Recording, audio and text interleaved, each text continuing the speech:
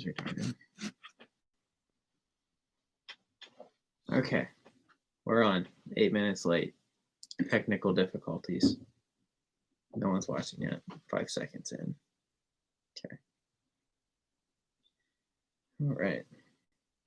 So some people had some questions on the post I did somewhere.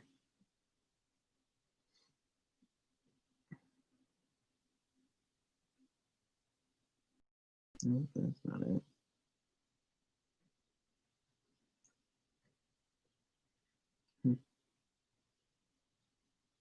Already got 14 people. Cool.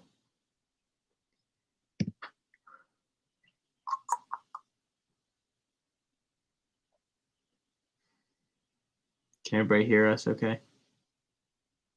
That's a start. Let's figure that out. Make sure everybody can hear us.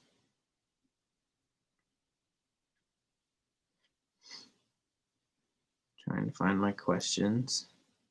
So let's start with this.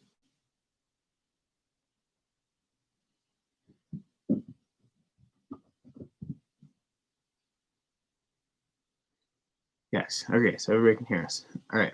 So somebody is asking, or they said, would love to ask Paul about why grass seems to be coming up through mulch. Just gave his process a try. Not sure if it is new from mulching or from left behind. So I guess coming up through the wood chips. I would love his opinion. I don't know where it's coming from, but just go ahead and pull it and get it out. Yeah.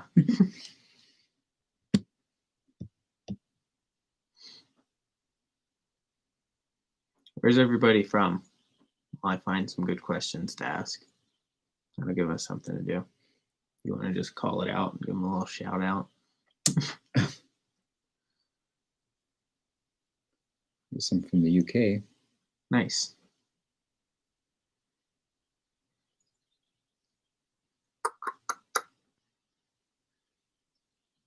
Florida, Georgia, Montana, Delaware.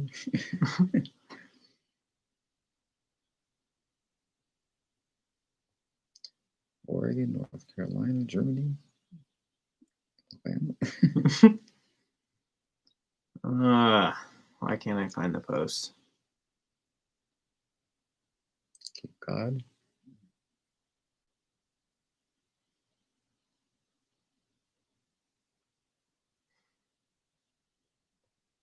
I'm really not a fan of technology. It never works for me.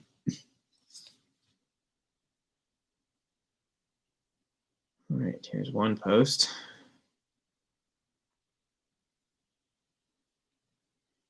Okay, this was a good one. It's a long one. I always look forward to the live streams. Unfortunately, okay, blah, blah, blah, blah. This is my 5th year with the Back to Eden method and have been getting great results, have been getting awesome results. But yesterday, the local police told me I have to remove all of the wood chips and compost. There's nothing in my front yard except a well-kept lawn, tulips, daffodils, and 2 maple trees.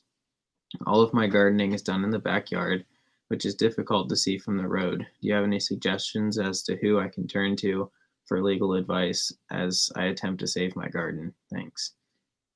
I don't know who to turn to, but I would let the police know that the forest is built on this. No one's, taking it out of there. And it's insanity what they're telling you to do. It's totally non-toxic. It's the healthiest thing on the planet. What's up with you? This is my yard. This is private property. Go home. And then I had asked them what was the reason for them to say that they need to be removed. He said someone in the neighborhood filed an official complaint, yet all the neighbors like what they're doing. So, well, go talk to that guy who filed the complaint and straighten him out. Yeah, or run a petition. You could probably run a petition. That's what I did when I fought the town for the chickens. Just go around, get as many signatures as you can saying that no one really cares that you have wood chips and a garden in your backyard. And I mean, it's pretty obnoxious that the police showed up and said that. So I think it'll be fine. I mean, people mulch. They're like flower beds. There's no difference. People use bark. Yeah. I mean, and people, it's ridiculous. It's totally uncalled for. Yep. All right, let's see what these people are saying. Hi from Ireland. Cool.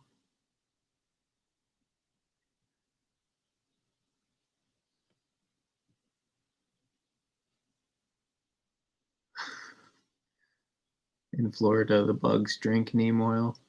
That's funny.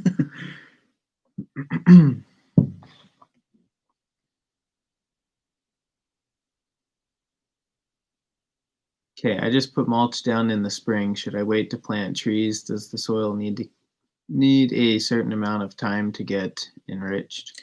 No, just pull the wood chips back and plant in the soil, your trees, and you're good. And put the wood chips back over it, and they'll be fine and get better every year.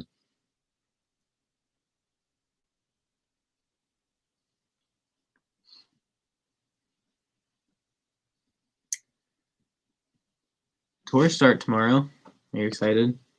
Yeah, I hope it doesn't rain. I know. The forecast says rain 10 days. I thought you said 9. Yeah, that was yesterday. Now I got an extra day on my weather thing. Another day of rain. It's probably just gonna keep doing that, it seems like. Yeah, let's hope it doesn't rain. Hey, Casey's on here.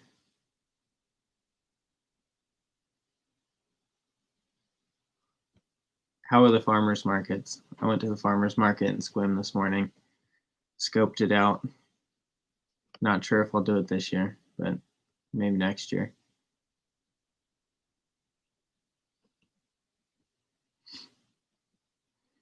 Okay, let's see if I got another question. Hold on.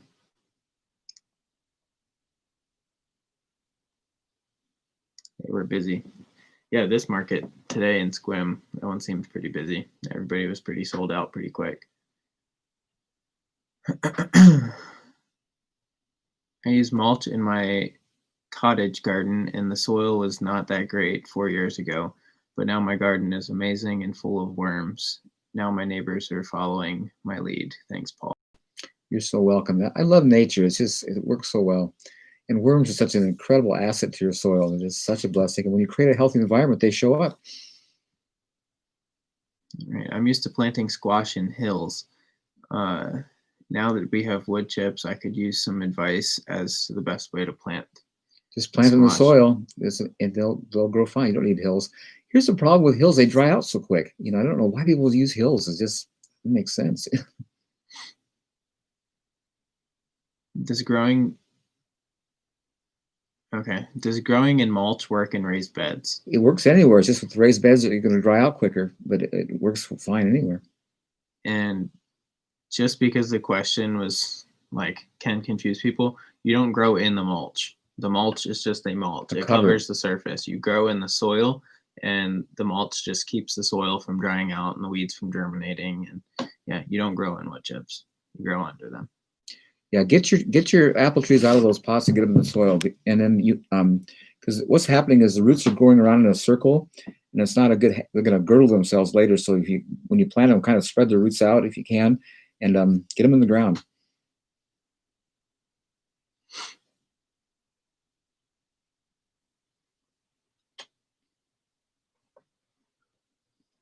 Got any carrot growing tips? What's nice about wood chips is that you don't have to thin because the ground's so softly pushing so others way, so that really saves a lot of work. I know a big problem with growing carrots for a lot of people is germination is like the trickiest part. And just slow. Yeah, it's slow, and you have to make sure it stays wet because if they dry out, the seed can die. So just keep it consistently watered. I mean, in the spring, that's not really a problem. I mean, depending on where you are, but yeah, make sure they stay watered. My chicken yard has lots of bugs and gnats. Well, the chickens should be eating those. So I'd cut back on their food and let them clean up because they're really good at getting rid of insects. But if you're feeding them too much, they're not going to do it. So let them clean up. Because my chickens, man, they love bugs. Yeah. Not a one survives in that place.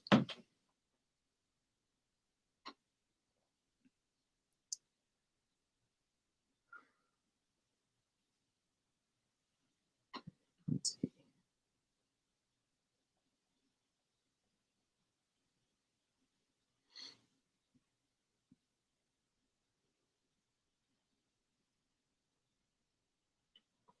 All right. So, do you have issues with quack grass or other grasses that spread underground via runners, like the wiregrass? Um, what will stop it from moving into the garden other than railroad ties? Have you ever used comfrey, or would that, or wouldn't that block the quack grass? I don't know if concrete would block quackgrass, but I know concrete does. Concrete's probably it would make your cheapest border. And what's nice is you can use bender board and you can make nice bends and angles, so you don't have to do everything 90 degrees and straight. And it's cheap. Concrete's really cheap, but quackgrass won't go through concrete. That's for sure.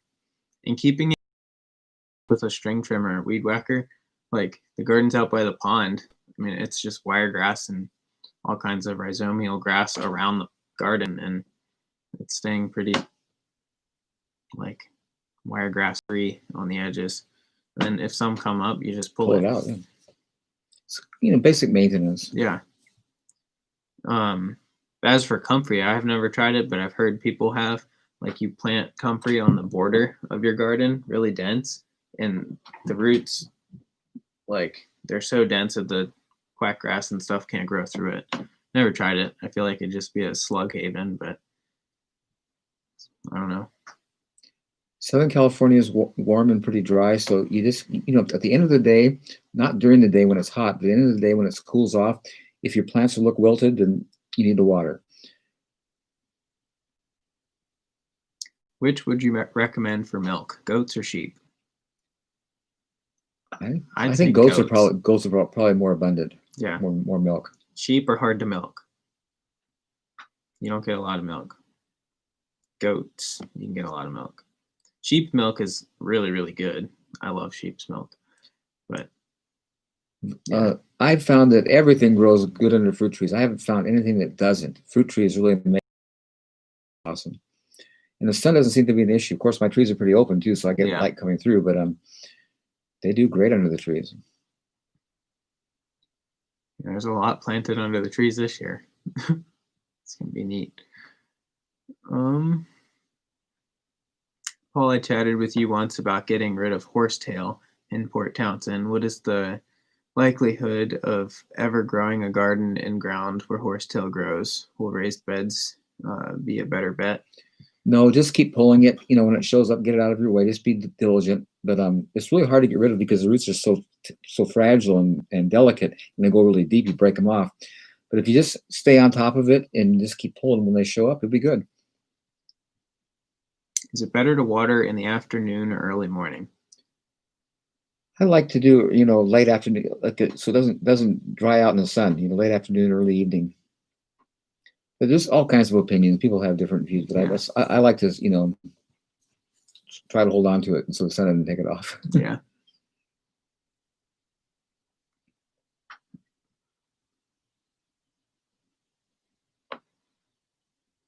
Having issues with corn in zone 8B, germination was very sparse. Maybe just your seed or watering. I don't know. You can try getting the seed to sprout and then planting it, like soak it in water or in between paper towels. And as soon as you see the little taproot, then get it planted. Kind of make sure you're planting good seed instead of a bunch of dead stuff. My plants under fir trees don't do well. They do get a good amount of morning sun. So is it too acidic? Yeah. The trees, like fir trees, cedar trees, they have a lot of feeder roots, and they'll take a lot of the nutrients out of your soil, and they also do create a semi-acidic environment where vegetables wouldn't like to I think grow. the issue is that the roots, they come right to the surface and they take everything. There's just really no space for stuff to grow in the ground. Yep. Paul, can you suggest best perennials to grow that produce in high yield? I don't know. What do you think? Perennials, high yield. Berries. Asparagus is great. Asparagus. It's forever, but it's only in spring, But the way he plants potatoes, that's a perennial. Yeah.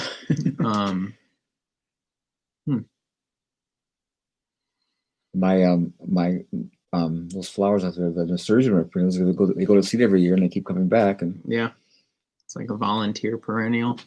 A lot of the herbs in the herb garden, they're not really vegetables, but Egyptian walking onion, that's a semi-perennial plant. I just got some of them planted in the orchard. Oh, and then perennial kale or perennial collards. They grow for a long time. So yeah, I'll be doing tours in July. Nothing's changed here. There's a lot of them. No, you don't want to cut the asparagus. You have to let grow all summer and create seed because it feeds the crown. So you don't ever cut the asparagus until it's like brown and dead in the fall winter.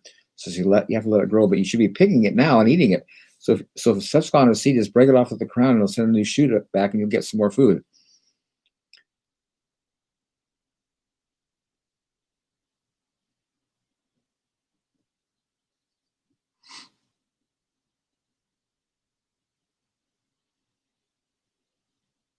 I planted my potatoes before I had wood chips. I've now covered them in a layer of wood chips, but it's pretty thin. How deep should I hill them in wood chips? Don't hill them. Just keep adding wood chips. You don't have to hill the potatoes. Just get the cover over it. The more wood chips, the better. Every place you apply more, they'll start spreading out more, roots and develop more potatoes. So you'll have potatoes at multiple levels. Okay. Do you think this way of growing might be suitable even in hot climates like North Africa? Of course. You look in Israel, that's pretty hot climate. They're growing, a lot of food there. Should tell them about your friend. That lady that. Well, there was a lady in Israel. It was so cool. She lived in Galilee. She's like 67 years old, and she sent a video to my wife. She got 2 55-yard truckloads of wood chips. We're talking 55 yards. That's 110 yards, and she by herself spread it over her whole place. Right now it's totally brown. Everything's dead in Galilee, and her place is booming, bright green, and people coming from all over the country asking her, "What did you do?" She says, "These wood chips, man, are phenomenal. It's just amazing." And she's just really getting a lot of attention because it works.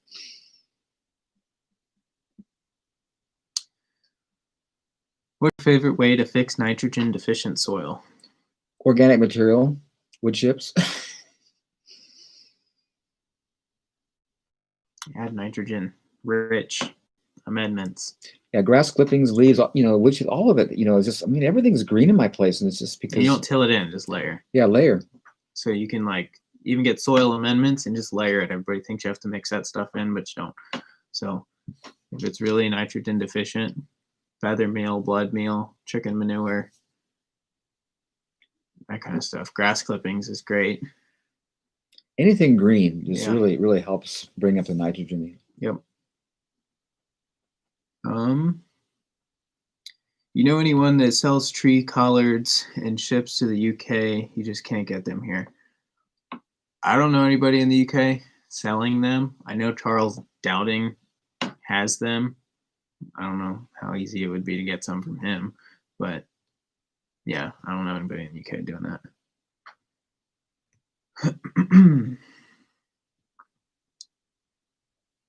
Earwigs and pillbugs keep eating my potatoes and the wood chips. What should I do?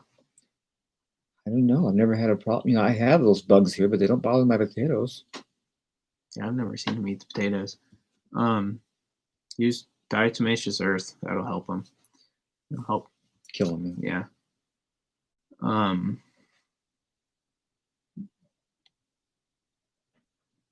Paul, this might be a stupid question, but do you compost bin? No, I don't. I put everything in the chicken pen, and the chickens eat what they want, and the rest they just break up and homogenize into the soil.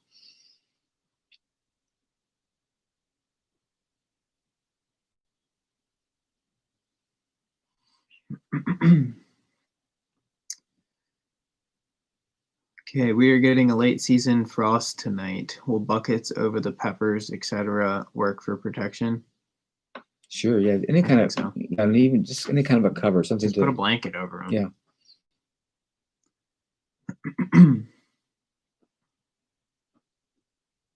Yeah. No, termites are not a problem in wood chips because wood chips are living compost. Termites only attack dead, dry wood, like stumps or building material that's dead and dry ones. You have a living, decaying process, composting process.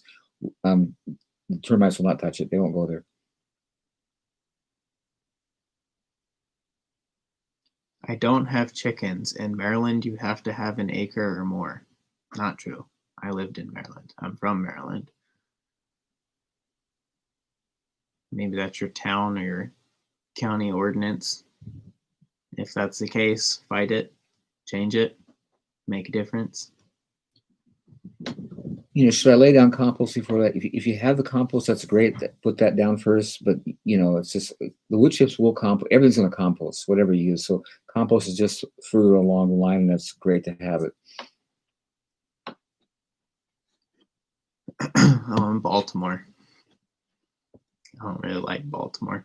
Try and fight it. Just run a petition. I mean, I don't really know what to say. If you don't, you're the compost bin person.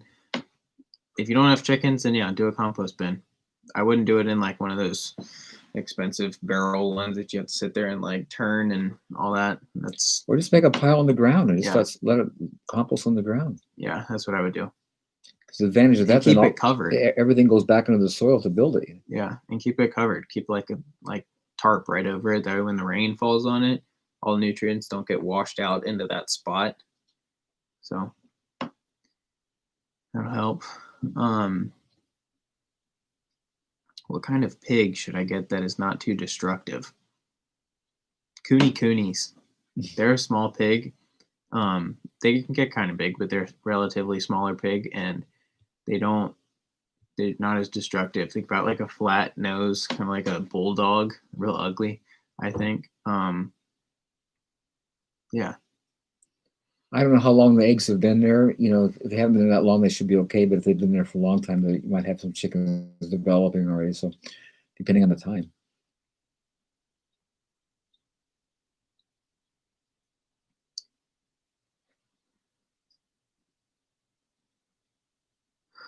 I'm a newbie. Just put down wood chip. Put down my wood chips.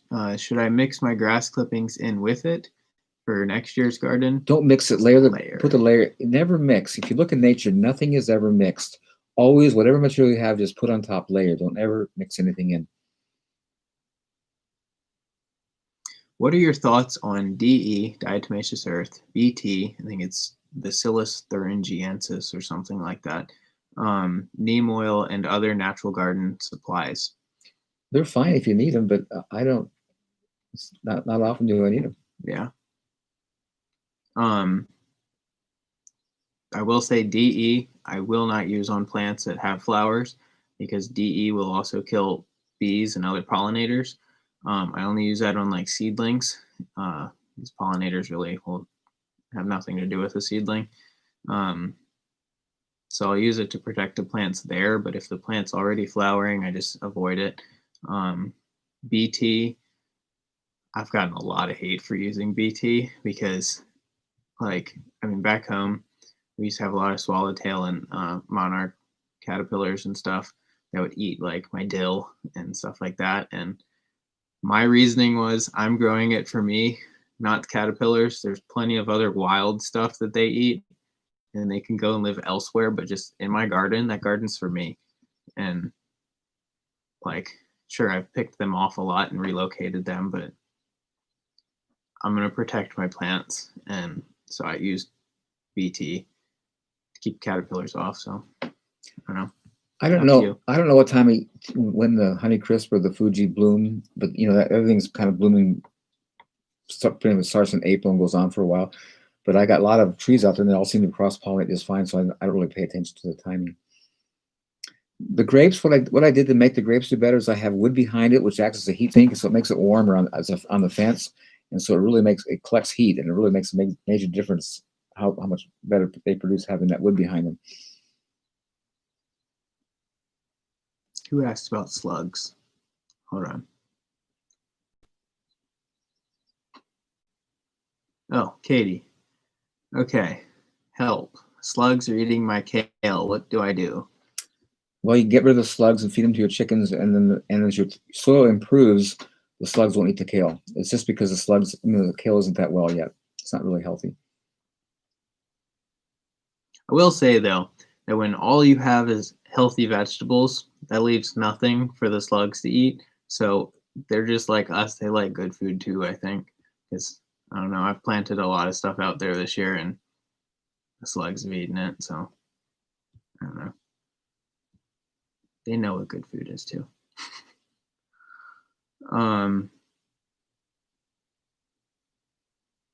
All I saw was crunchy and roaches. What? What am I missing? Hold on. What about roaches in compost bin? You've got too much food waste. Add wood chips to your compost bin. It balances it out because food waste is normally high nitrogen. So if you put the wood chips, there's your carbon. It should compost before the roaches even get to it.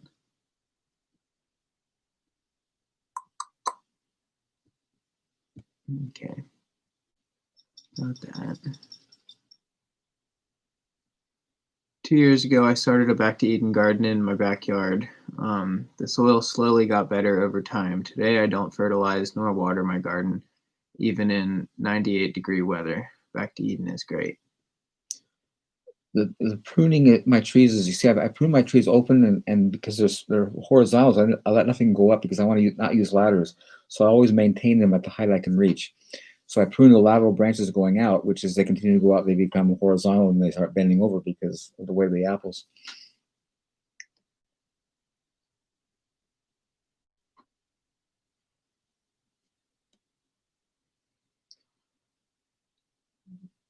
Just put down wood chips. How long do I need to wait before I plant? I'm in Florida.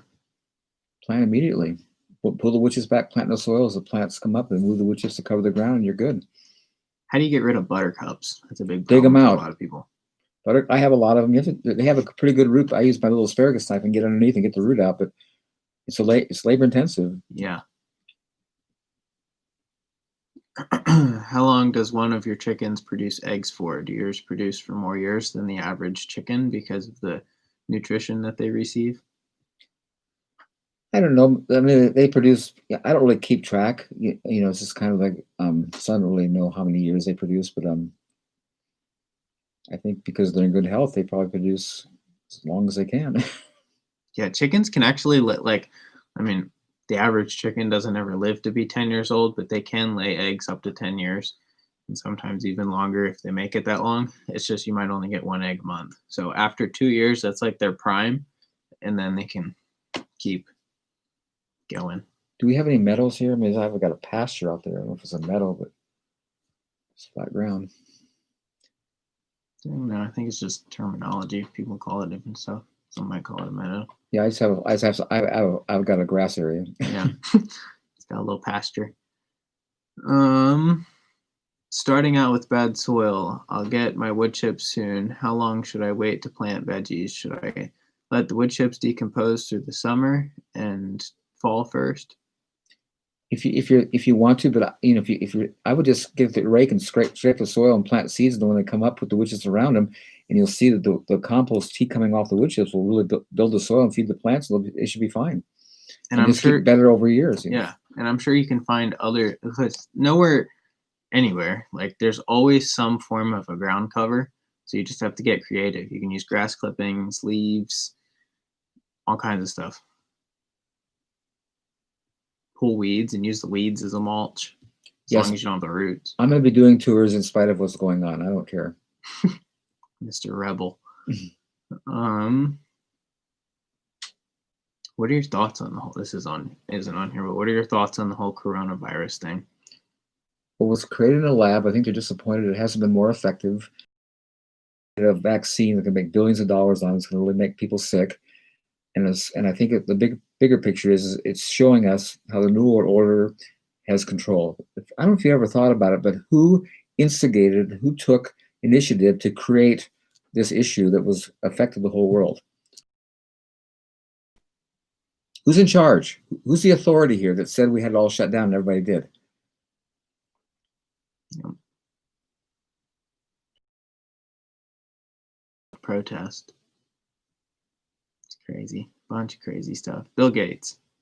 There's one of your answers. That's a good answer. Yeah, I'm sure behind it. He's up there with them. The satanic system. Well, he's the source of all of it. He's where it all comes from. Yep.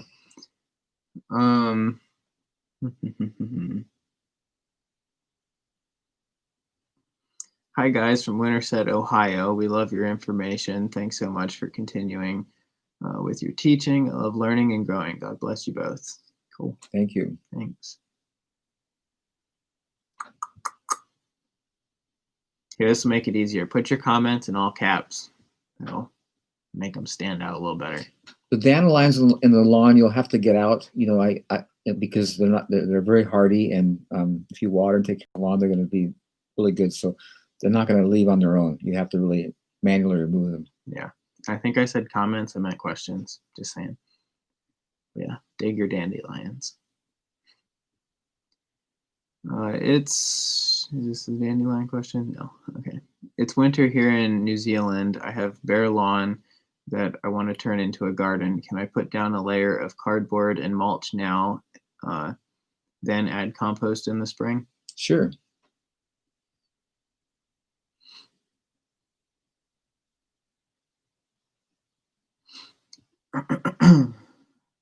Actually, there is no such thing as a virus. Okay, we'll see. Hold on.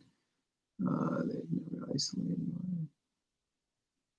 I don't know. We'll see.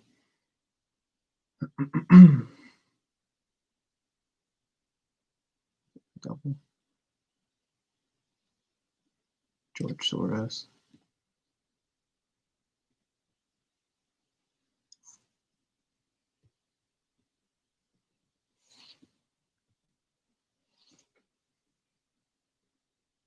Going back and looking for questions that I may have missed, so hold on.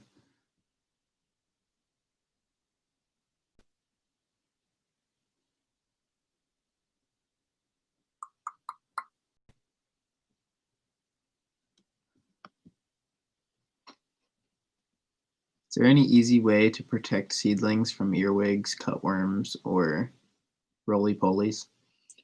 Healthy plants. Because I used to have all those issues. I had a neighbor come here one day. He said, "Do you have any lettuce in your garden?" The slugs ate all of mine. Here's seeing all this lettuce in my garden with slugs and all the grass in front of it, not touching my lettuce. I'm thinking, like, well, there it is. DE helps that too.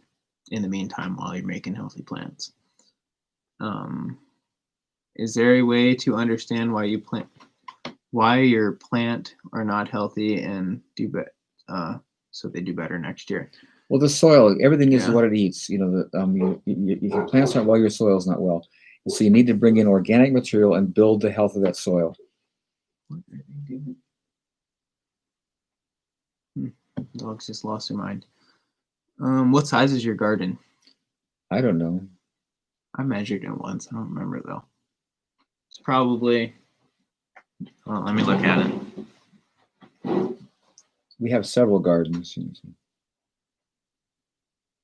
I think his main one's probably about, I don't know, we'll say 75 by 25, 30? I think 25. 25? Yeah. So 75 by 25.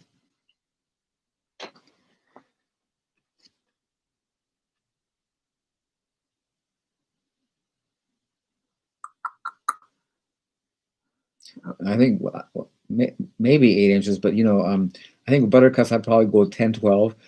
I use 12 inches, a foot of wood chips over, quack grass, wire grass, and it took it all out. Nothing came through. It was really great. If you put it deep enough, you cut out oxygen and I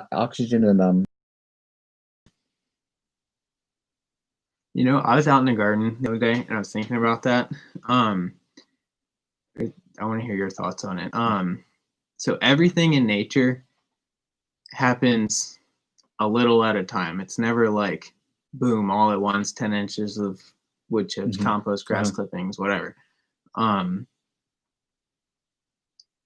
I'm wondering if, like, for the health of the soil, because when you put 10 inches of wood chips, that significantly reduces the amount of like oxygen and other nutrients and stuff like that from getting to the soil level where the biology is. So I'm wondering if it's best to just like throughout the season add a little bit as you go, and then weed as you go. I mean, it takes a little work. Like Sure, yeah. it's an Mhm. investment.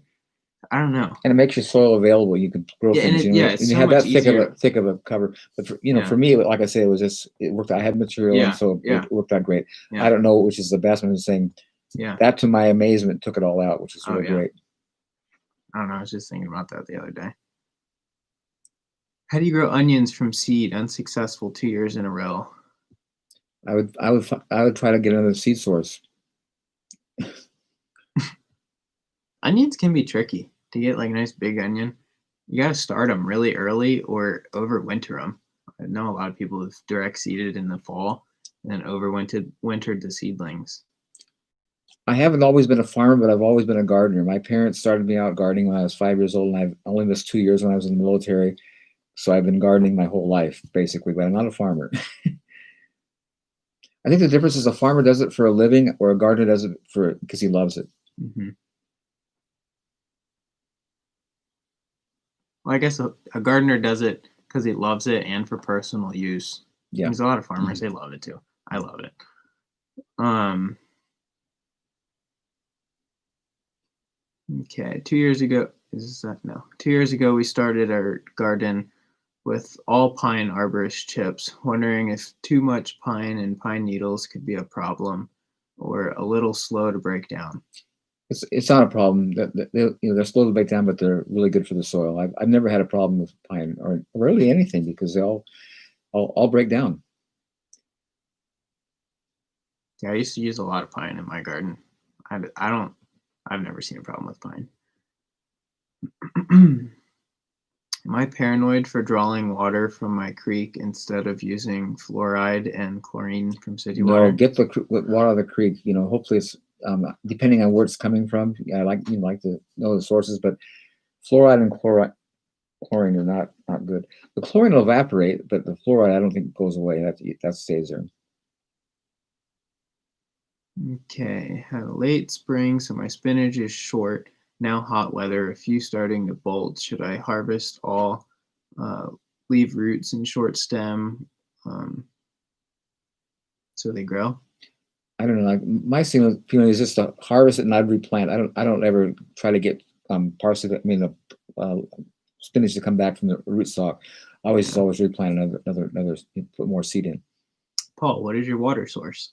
A well, and it's really good water. It comes out of the glaciers and look like it's 7.3 pH, and it's really delicious. I'm very thankful for my water. Um,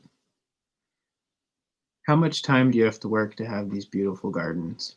It's progressive. It gets better every year. It's awesome. It's just really.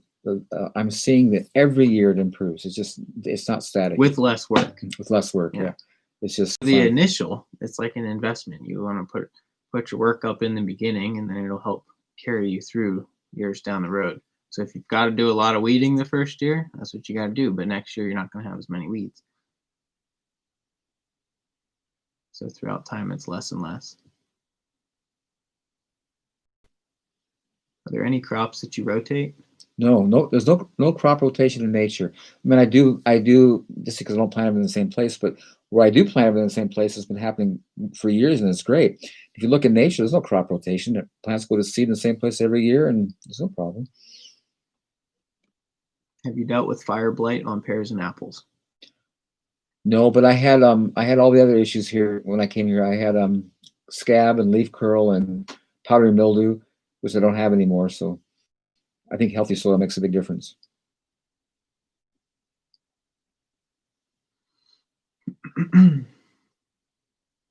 I posted a video though of the horsetail tea. That stuff will help with your fungal problems on fruit trees and on your vegetables too. So you should watch that.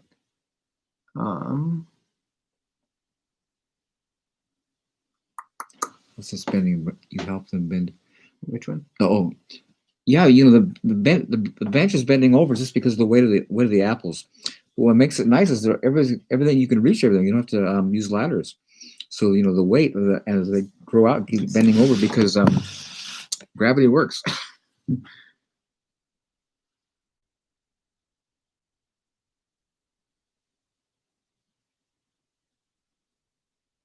Remember Jeff from Singapore? Yeah, I do. Yeah. Hi, Jeff.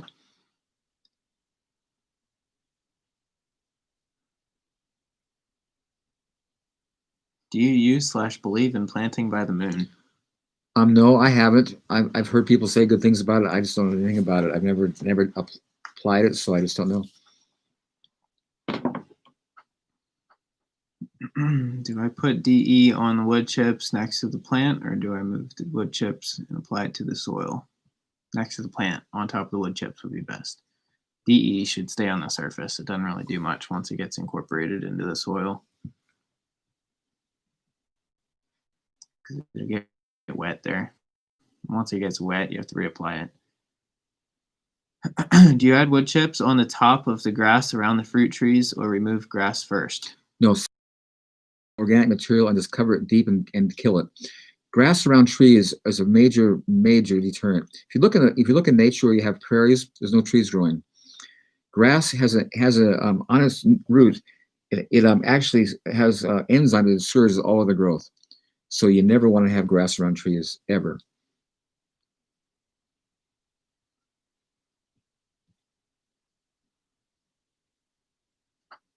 Guys, go hit that thumbs up little button thing. Every little bit helps.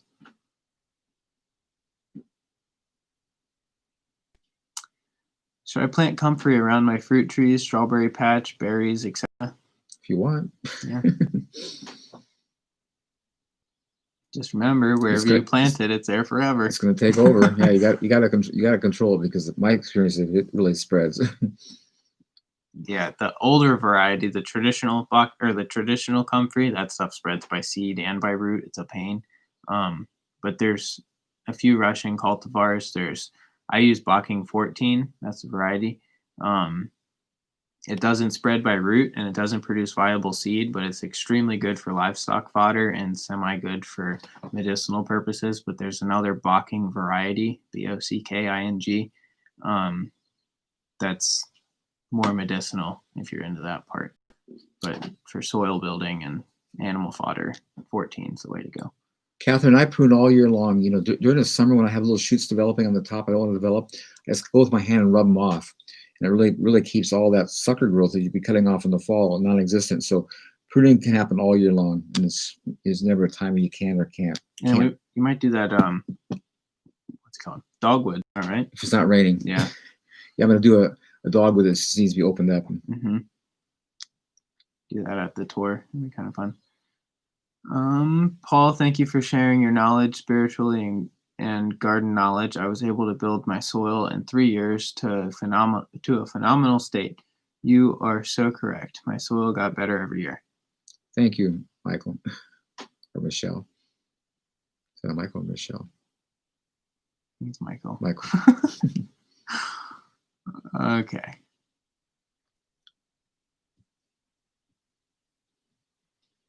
Any more questions? Keep them coming. Let's see if we can find another one. If you see one, read it and get it. Okay. Let's see.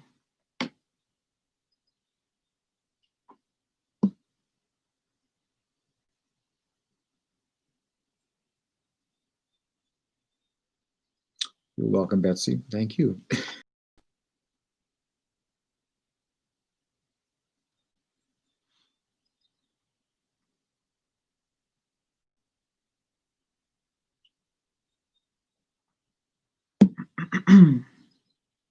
Okay. Well, back to Eden.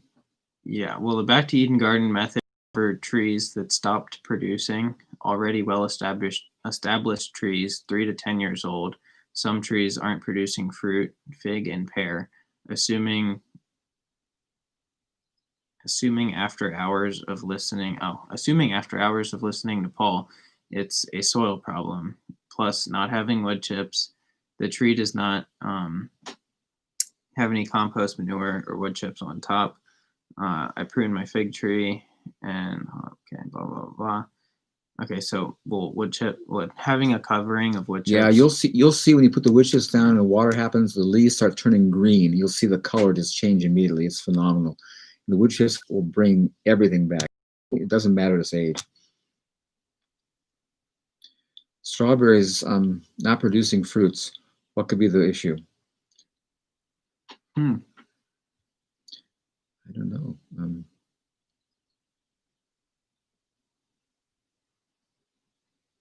I don't know. Just in the fall, put a light layer of wood chips, like light, so like just enough to lay the leaves down.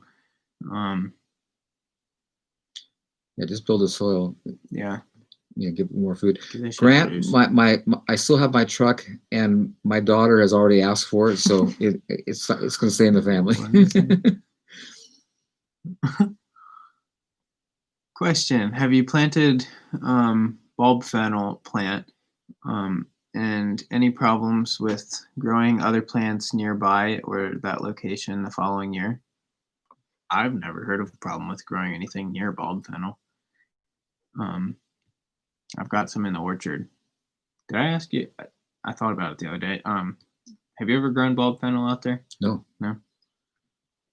Yeah, this is probably for you, Nick. What? Do you have any desire for consider the videos or teaching details? You consider the idea to give or do videos for teaching details?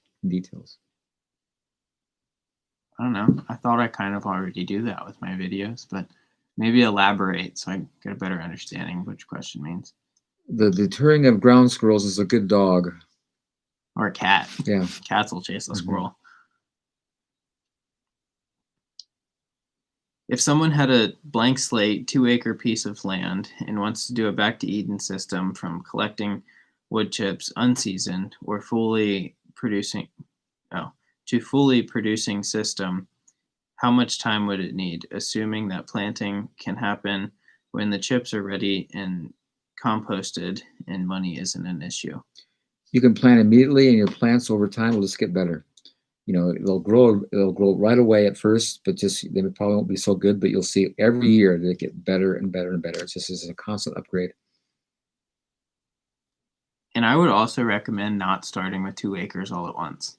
That's a lot of land. It is, yeah. Start with like a 20 by 20 foot section, or even smaller if you're just getting into gardening, and just grow your garden. Like not just the plants, but grow the size of your garden each year. And the advantage of that is you learn as you go, you get smarter as you go. If you try to do it all at once, you'll be totally stressed and always trying to keep up and fixing things. Yeah. And it's just no way to live. Yep. Yeah, because if you screw up in the beginning with 2 acres, then you've got 2 acres to correct. But if you screw up in the beginning with a 20 by 20 foot section, then that's like hardly anything. And you've got the rest of the 2 acres to learn and do it a better way. So Michelle, I'm pruning my grapes all year long, and when they're growing, because they're growing so abundantly, I'm constantly having to cut them back because they just are so abundant. So yeah, it's more than once a year for me.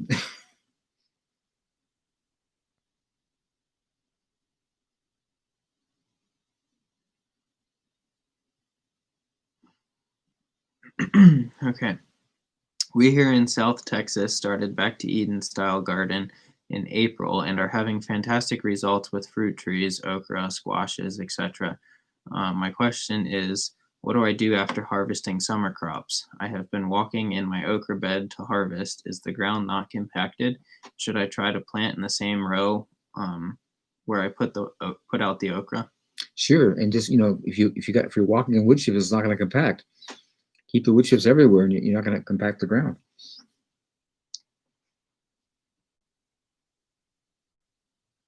Don't plant your chips in 1-year-old wood chips because I did that. And my seedlings grew as much as the seeds themselves. So 2 leaves grew out, and it stopped for 2 months. You didn't get deep enough when you planted. I'll just leave it at that. plant in the soil. Wood chips, even if they look like they're composted, go a little deeper. It never hurts. No, Southern California you can grow all year long, so just plant, continuously. During the winter, you can grow all your brassicas and cool other stuff like lettuce, spinach, and cilantro. And there's no limit in Southern California. You can have garden the whole year. Mm-hmm.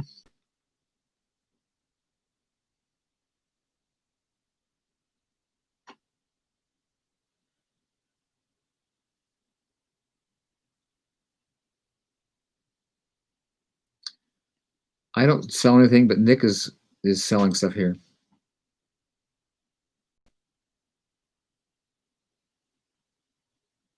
Oh, a step-by-step training. I don't know. I'm really not that like tech savvy. So I don't know. Maybe down the road or something. I don't know. It's a good idea. It'd be smart for me to do, to look into, but it takes time too. Yeah. Yeah. Usually I take the center leader out of my trees. That's so opposite of how people think, but that's the tallest thing, and you got to take the center out to open it up. If you take either side, you're going to be imbalanced, and so most of the time I'm taking the center leaders out of the tree. Okay. How do you plant corn in wood chips? Where to go? Rake back. Yeah, rake back rows or plant in blocks. Blocks meaning like a section of corn with like at least a few rows to make like a patch of corn. I don't know. You've had good success with the varieties you've grown by just doing a row. Mm-hmm.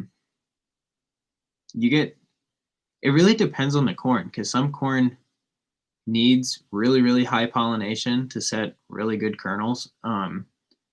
Others do better or do okay. I mean, it all does better when it's closer together, but others do okay when they're kind of far apart. So so the little top frilly things at the top of the plant, that's the male part of the plant. Female part of the plant are those little strings that like stick out the top of the ear of corn.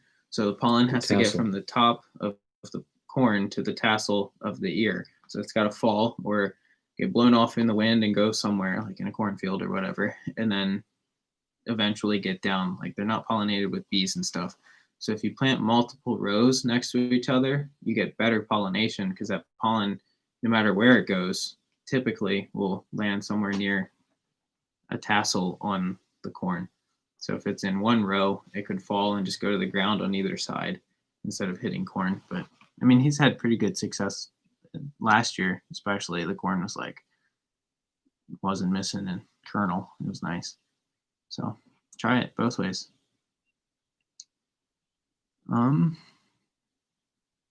Let's see.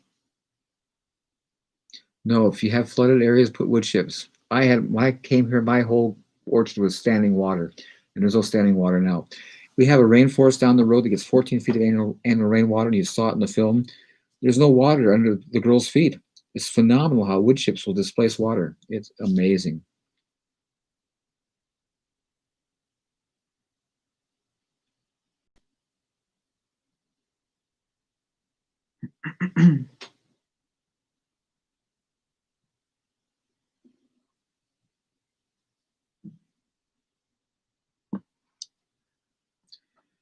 Well, the fruit trees turning brown. It could be either too much water or just lack of nutrition.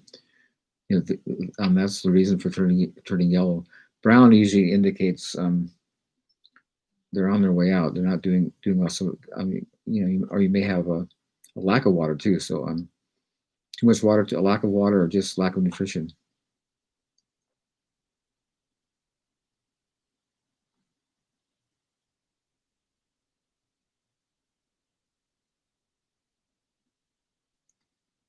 We began 2 weeks ago with one apple tree and one avocado tree. That's all, laugh out loud. Wood chips covering all over now for the vegetables. We know wood chips will take time in native Southern California soil. They like water. Southern California is pretty dry. So yeah, it takes a little longer. A good way to edge curvy gardens. Always grass creeping in. The Concrete is great because you can use bender board, that a little quarter-inch stuff, and you can make all your bends in the 4 inches deep, 4 inches wide of a cement board barrier will stop anything from going either way. And in the bender board, you can make all the nice bends, so it really works great.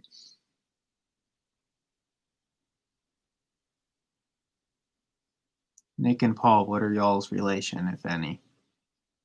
Friends. Yeah. Carol's. She's probably upstairs doing something, but she's not here right at the moment. I'll text her. Let's see. What's next? Here, real quick. Does Paul have any herbal remedies he uses for anything? Tell him peace be with you from North Idaho. Yeah, cayenne is the best for stopping a hemorrhage. It's amazing, man, how that'll stop a hemorrhage. I use kombucha. That's really, really great. Herbal things are wonderful, all of them. I can't think of all the ones that are out there, but there's just I haven't found any that have been not effective. They really work well. Yes, I do make kombucha. I've been doing it for 28 years. I would not live without it. I love kombucha. Kombucha is really good food. Yeah, Paul's like a mentor or like an adopted dad, kind of. Pretty cool. You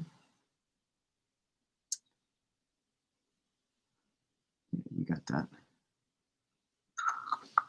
There's a couple up here we missed.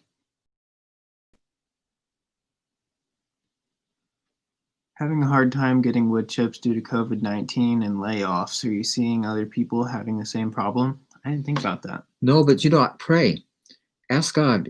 I get so many responses from people who have done that, who never had any possibility of getting wood chips, and God did miraculous things. So pray, Father, we need wood chips. Would you make it happen? And we just thank you and thank him ahead of time. Have him be in faith, because it's phenomenal how God can work. Mm-hmm. And at the same time, I feel like all of the arborists are considered essential. So I don't know why it's harder to get them now. Yeah, I saw someone put in a tree and swim it the other day. So yeah, big oak tree. Nick, did you grow up gardening? How did you start, if not? I grew up gardening. No one in my family ever gardened. It was literally like a God-given like talent, passion, whatever you want to call it. So yeah, like my mom remembers me crawling into the neighbor's yard and picking seeds out of the neighbor's plants and crawling back across into our yard and planting them around like a pond we had or wherever. I used to take cuttings from trees and just plug them in the ground. Sometimes they'd root. My mom would be like, what in the world? There's a tree there now. And I don't know, that was just a passion that, like my garden, I grew it every year. So it was just like, it became into an obsession, and it's pretty bad now. Pretty crazy. Through the winter, I grow kale and cilantro and beets and carrots. All your root vegetables grow good. There's a lot of stuff you can grow in the winter here.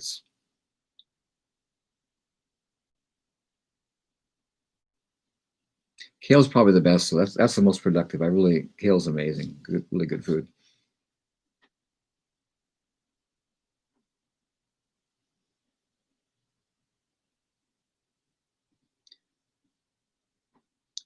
I haven't made Jun. I don't know what it is. I don't either. I didn't know how to say it, whether it was some way of saying it. June. No, I don't do any flat. Now sometimes, like I'll put I'll take ginger and put in it, and maybe in the summertime when I have fresh berries, I'll juice it and add it to the kombucha right before I drink it. And it's like amazing, really great. I think I'm gonna start making some fruity kombucha batches. Yeah, it's like champagne, man. It's really great. I've got a sweet tooth, so I like the fruity flavor. He likes it like vinegar. That stuff's strong. Okay. Paul, your arugula is huge. What role do you think seed saving has in that? I don't know about seed saving. I just know that the ground's good. If you saw that picture, Nick, we had kale out there that was 8 feet tall and probably I didn't even post that. 3 inches at the base. I mean, it's like trees, Yeah. I think there's like a little clip of it in the last like little walkthrough tour video that I did.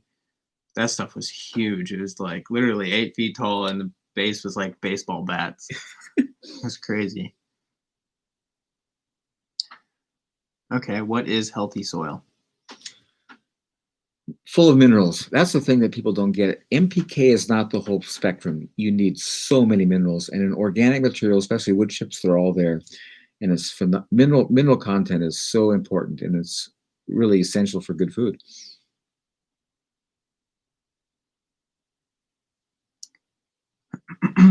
How cold does it get by you?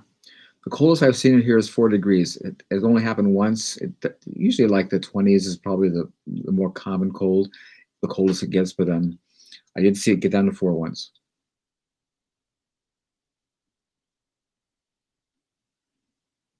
Question: should we grow vegetables or strawberries under the newly placed apple tree? Um, or is it too soon? No, do it as soon as you can. There'll be a benefit to both. I have used some of my chicken soil on my garden and got a ton of little weeds. Any suggestions? You'll have to pull them. You know, obviously the chickens didn't get the weed seed out, and it's fertile soil, and the things are saying we don't want to live here. But we have the same problem too. I got a lot of weeds in my chicken compost. And that's the thing I'm gonna do soon. I keep talking about it, but I haven't done it yet. Like a weeding video, because there's so many different like tips and tricks for maintaining a weed-free garden. Like it blows my mind how people's gardens get like so overrun with weeds, and it really doesn't take that long to. It's just little maintenance here and there. Yeah, honey, I could totally live on my garden. You know, I would be completely satisfied just eating on my garden with my fruit trees. I can grow all the food I need to here. Paul, sorry if you have answered this, but why do you have your orchard covered in wood chips instead of normal grass orchard? Because grass is a major inhibitor of growth. If you look in nature, in grass areas, pastures, prairies, there's nothing else growing. Grass has an inhibitor, enzyme on its roots that discourages all other growth. In my pruning experience, when I prune people's trees that are growing in grass, they're putting on like maybe 6-8 inches of growth a year, where my trees are putting on like 3-4 feet, and sometimes even more. So grass is a major inhibitor to any tree growth. Okay, if I've had treated wood in the ground for 20 years and remove it after it's rotted, do I need to remove the toxins from the treated wood from the soil before growing there? No, I haven't had any problem with it. Nature's really good about cleaning up and just get rid of it and just pretend it was never there and just go on with life.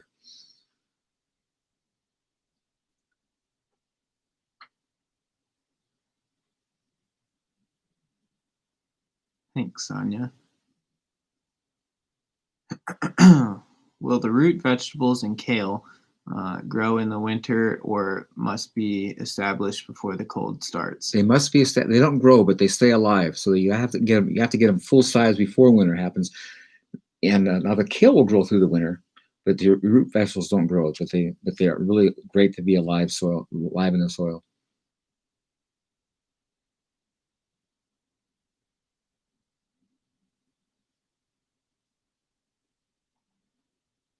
Yeah, cedar trees, the roots come to the surface. I mean, my sense is, I don't know what's such a big deal about it, but if I want to grow food, that's a much greater priority than cedar trees. Mm-hmm. 4 degrees, that's nothing.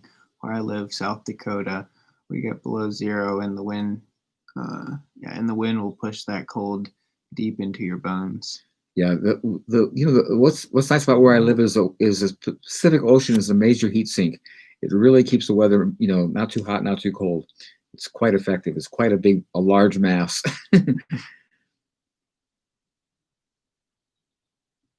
Thank you for all of these treasures of information and the really special way that you explain it. God bless. Thank you.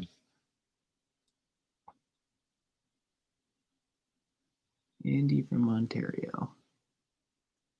Howdy, howdy. On a 10-acre orchard, start small and learn as you go. 10 acres is a lot. So and again, if you get large amounts of wood chips, just spread them. But that's a pretty good sized space.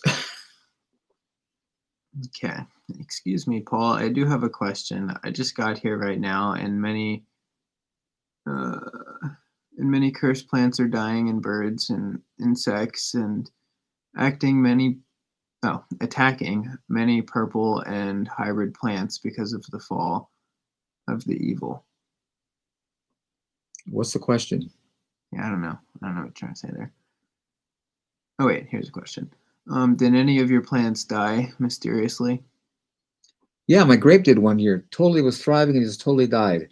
And I cut it down to the ground below the soil, and it came back and is growing great. So I have no idea why, but that does happen.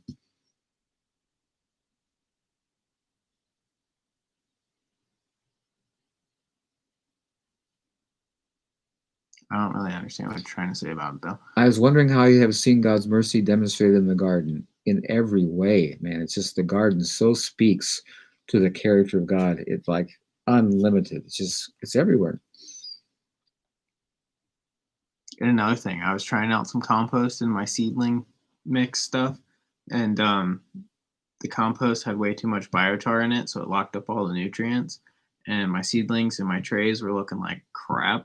And so I was like, okay, we'll see what they do. And when I plugged them out, they just like, boom, it's like they were perfect plants, but they were just set back for so long being in the trays with really bad soil. And it was like, wow, like God really produced some really strong little plants because they looked like they were going to die. Yeah, the Swiss chard probably overpowered and really taking away from peppers need a lot of sun and open areas. So I would get the peppers away from the Swiss chard to get them in a good hot place because I think there's serious competition there. Paul, your trees are some of the most beautiful, unique trees I have ever seen. I would love a video / tutorial of you pruning your trees. Well, I'm gonna do a dogwood out there. No, dogwood. Yeah. And again, pruning is an art form, and I learned from the Japanese gardeners how to do it. And it's just you prune from the inside out, which is so different from how everybody else does. But I would love to show you and somehow keep track of what we show. But next winter, I always do pruning demonstrations, and we should video some. But it is an art form, and it's very simple. But you have to understand the principle of working from the inside out, and you always finish with the natural. See, everybody else is hacking ends off and hedging, and it looks butchered. But the Japanese prune from the inside out, and you always finish with what was there. You never cut ends off. And that's why my trees look nice. It doesn't look like they're pruned.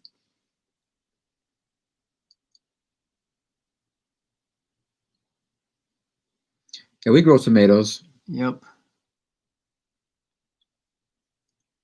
After all this rain, I'll get them planted. Right now, I've got them in the greenhouse, just growing. It's hotter, drier, so they're not going to get blight or anything. Last year, a lot of them got blight because it was pretty humid and rainy.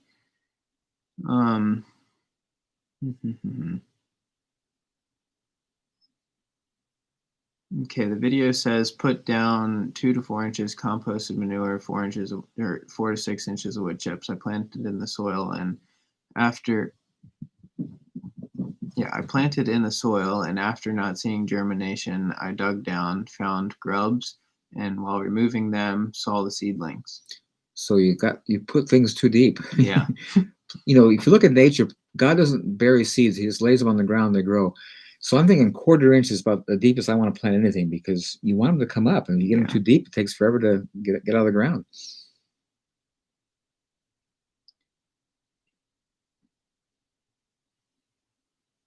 Jeff wants to know how the rice do. I'm assuming that was the year he was here. Yeah, it was a late planting, but it totally headed up. It didn't fully mature, but it grew great. My wood chips, it was fine.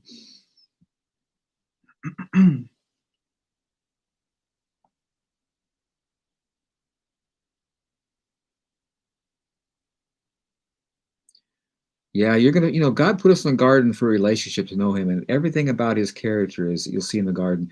And what I love is that God didn't have Plan B during the millennium, next 1,000 years. He's putting us back in the garden because the Word says, "And everyone will be under their own vine, under their own fig tree," because it's a place to encounter Him. Because it all shows His character.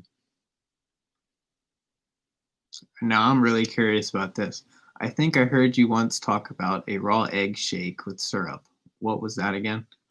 It was good, man. Maple syrup and remember what's egg orange Julius. Those are all Okay. that's all raw egg, and but man, that was delicious. Raw egg and maple syrup was like with what else? Blended together. That? Yeah, it was awesome. It was so good. I don't know. Maple syrup is good with anything. Yeah, that's good. I'll give you that. Can't do anything wrong with maple syrup. Yeah.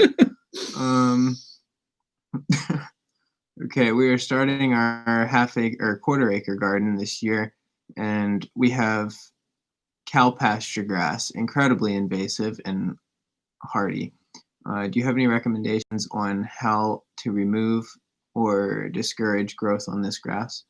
The deep covering of wood chips will kill it. That's what I found. Which kale seed do you use? Do you grow? I like the Russian kale.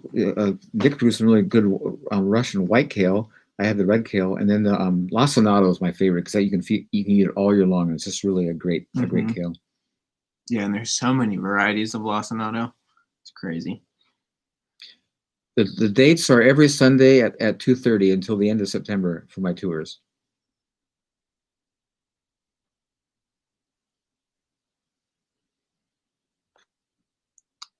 I noticed that you read without glasses. Do you still wear those special glasses? Yeah, I do. They're right here. Whenever I read, I use them because they're my exercise. I exercise my eyes by using this. So I really want to maintain good eyesight. So exercise is important. I saw a question somewhere that was good, but I can't remember where it was. Oh well. What varieties of heirloom kale would you recommend, Paul? The lacinato is my favorite. I like lacinato. The Russian kale's good. I don't know, just whatever kales you like. What you want to eat.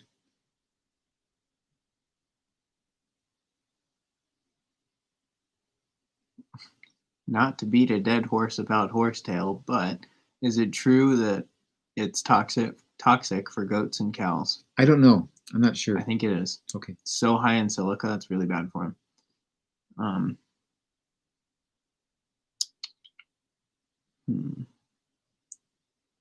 I've been doing this gardening method in suburbs for a few years, but it seems most of my seeds end up getting taken by animals. Any recommendations on how to prevent that? I guess it depends on the animal. Yeah, I don't know. Good predators, cats and dogs,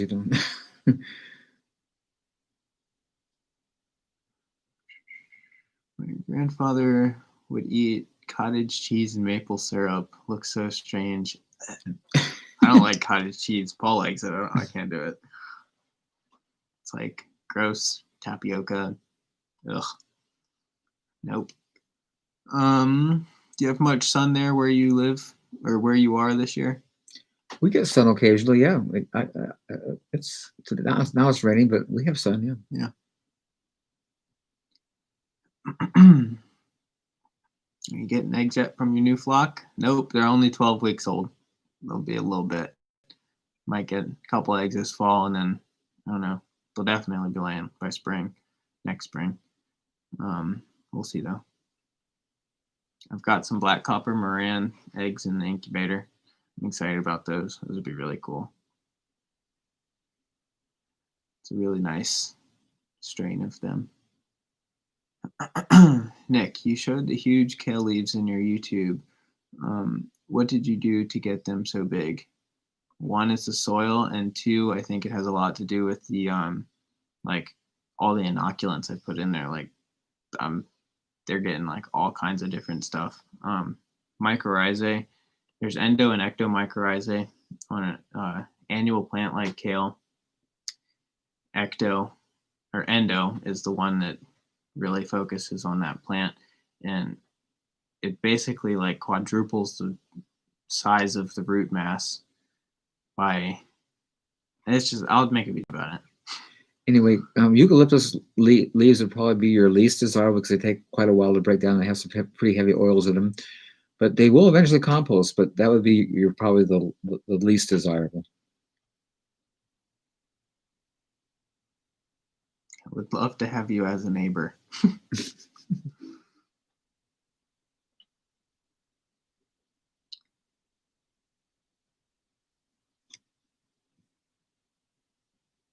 Guys, go hit that the thumbs up button. It'll help.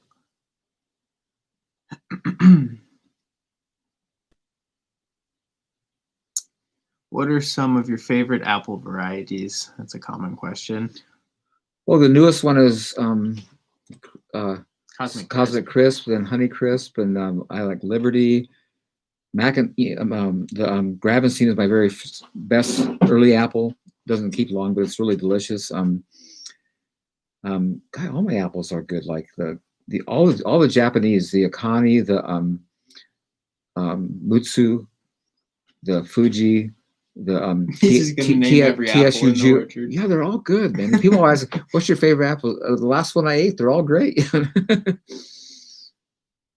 I think my favorites. I mean, I haven't had the Cosmic Crisp yet, so I think that one might beat it. But I love Honey Crisp, and then I love Gravenstein. Yeah, they're like my two. Gravenstein is like you have both the sweet and the tart together. It's just like amazing, perfect. Man. It's so good. But they don't keep long, do they? They don't. No shelf life. So that's why I'd want the Honey Crisp as a backup to last me all winter. I don't know. I think those are my favorite. Paul, I watched your video on pruning grapes. You gave me courage to cut them way back. I didn't think I would see any fruit this year, but the vines are actually putting out beautiful clusters. Pruning works. It's awesome. I love it. How many apple trees do you have? I've lost count because I've done a lot of grafting, and I don't even know what I have yet. Until the apple comes on, I can have someone identify it. So I've lost count. Yeah. As for trees, I think there's 40-some. 46, I think. I'm gonna have to count it again. I always forget. Jeff said he misses the prunes in your orchard. I remember he lived off of the prunes. He ate so many. Mm-hmm. Let's see. Please talk about the weeping shape of your orchard trees. Take naturally and how we can get them the same at home. Okay, as your tree grows, when it comes to the place when it's as high as you want to reach, you cut to a lateral going out sideways, and then you maintain that. As the branches continue to grow out and get fruit, they bend over. It's gravity works, so it's a very simple concept.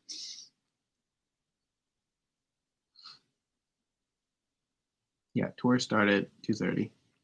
It's on Sundays from June through September.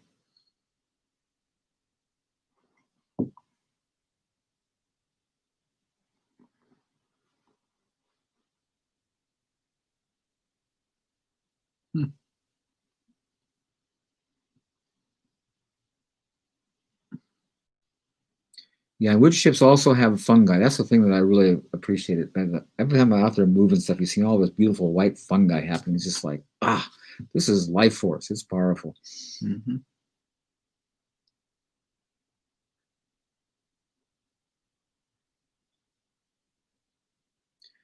Blood type nutritional guidelines is interesting because my wife has a blood type that says she doesn't like eat meat and she loves meat, and I have a blood type, O positive that says I should eat meat. I don't eat meat, so I question all that stuff. I don't even know.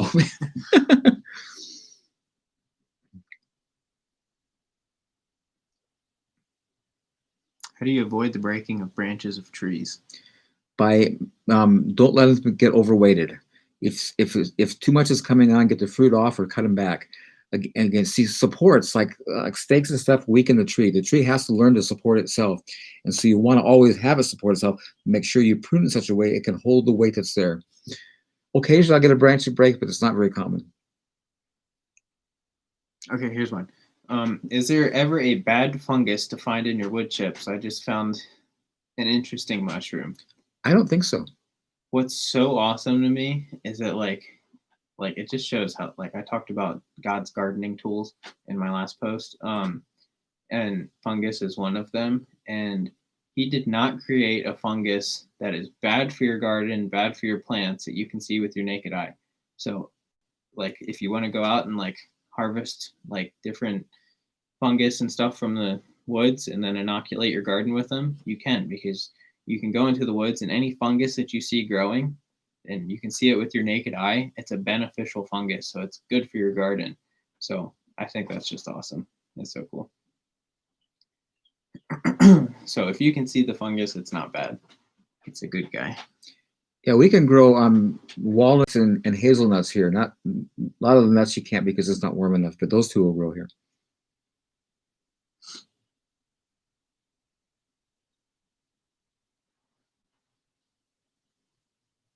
There's 112 of you, only 65 likes. Go hit that thumbs up. I'm telling you.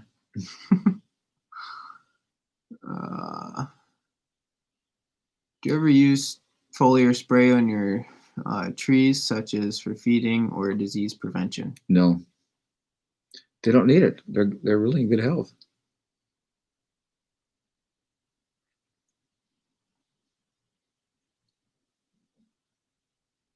But if you do have problems, there are holistic remedies for and preventions for stuff like that, like the horsetail stuff. It helps fungus problems. We live on the Olympic Peninsula of Washington State. We're off the mainland and we're on a peninsula. In Sequam, Washington. It's really pronounced swim. But... I know, yeah. Gotta say it a little redneck. Makes it more interesting. A bear mauled my main apple tree last fall. I watched your videos on pruning apple trees and went at it. It was actually fun. My tree is thriving and in a blooming state right now. Yay, God. That's awesome. Mm-hmm. Didn't you had bear problems once? Yeah. You should tell them about that. I was taking a wheelbarrow load of apples out my orchard to keep the bear out of my orchard because it was so enjoying my apples. Didn't it raise like the biggest bear? Yeah, the state that said it was the largest bear they'd ever seen. They eventually got it because it took out my neighbor's all his honey, and so they finally caught him. But they said it was the biggest bear they ever encountered. And Paul raised it on his apples. Go figure. It started as a little cub. It came to my orchard, and I just kept feeding it for about 3 years. That's so funny. Did he do damage though to the trees? Yeah, he'd pull stuff down and break branches. Uh-huh. They're not lightweight. No. Yeah, the dog vomit fungus is pretty funky looking, but it's so weird. It's weird, like hi, but it doesn't seem to hurt anything, but it's just not pleasant around. You don't want to walk in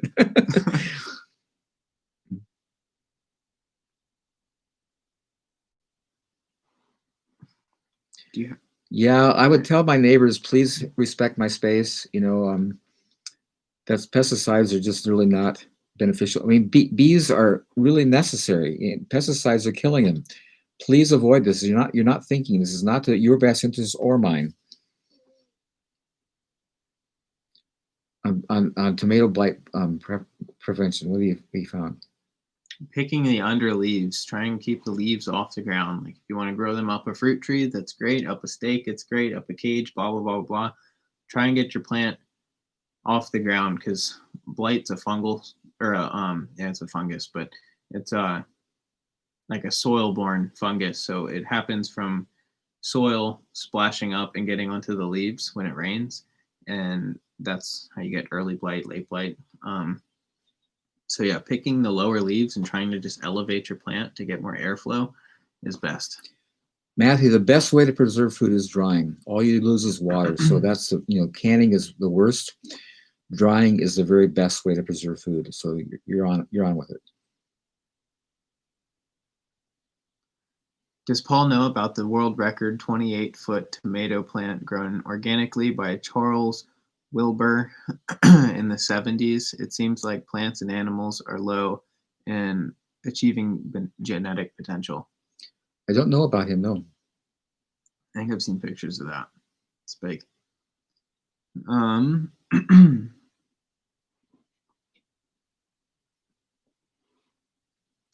Everything grows in your garden, even bears. Yep. Who thinks you're crazy? Yeah. Yeah. I'm trying to see if you had a comment before. Huh. I don't know. Oh, his neighbor. His neighbor thinks he's crazy. Well, just avoid your neighbor. Build a fence.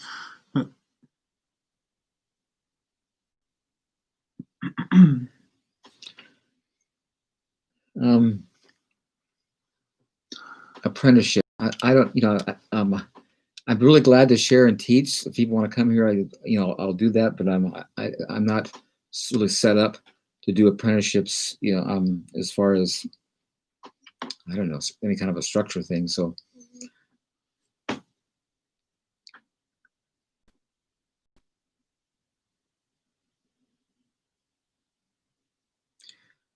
the wood chips kind of smell like whatever they came like when they dump. They didn't have to dump a load of wood chips out here. The fragrance is amazing. These conifers really smell great. So it just depends on what they were chipped. What the tree was.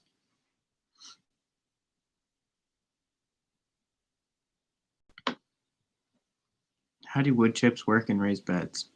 They work fine, but raised beds dry out quick. So I would, eventually knock out the sides and just raise the grade with wood chips and just don't have raised beds.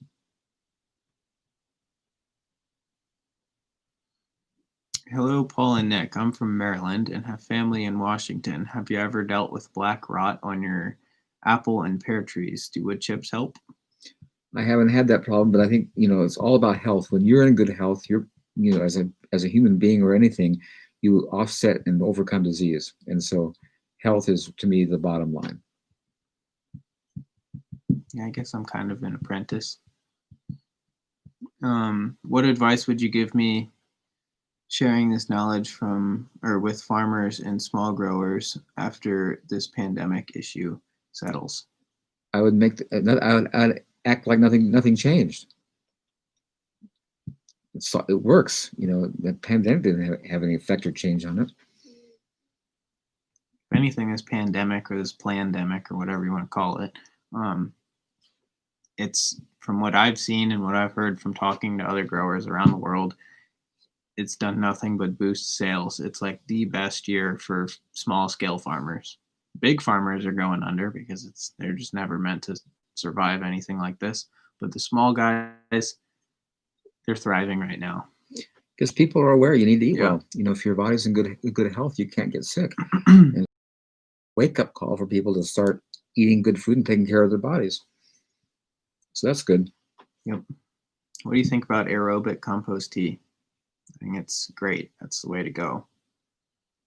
You want aerobic soil, not anaerobic soil. So if you're going to brew tea. See the beautiful thing of the wood chips, every time it rains or you water, you're getting that. So this is ideal.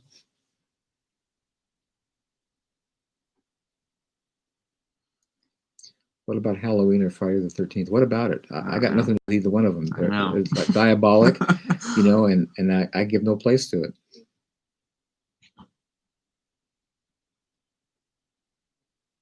Nice. Yep, supporting farmers and joining their CSAs or supporting them at market. It's always good.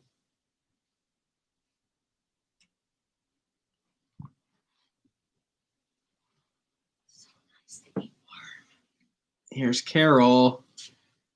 Want to get a chair? No. Okay, I'm just gonna. It's okay. It's okay. It's okay. I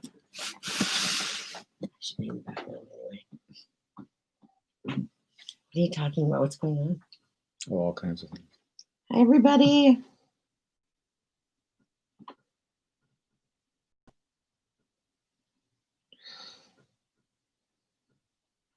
Okay, would you address you buying compost when your chickens produce so much and for you per your tours?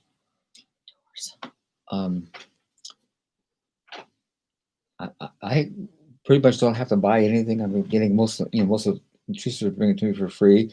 Occasionally, I'll buy some screen wood chips, but I guess whatever's local, whatever you can get. Good. Do you want me to do a class on? You said you want me to do a class in the fall about? Ew, did I miss one? Right there. Yeah. It's going fast now.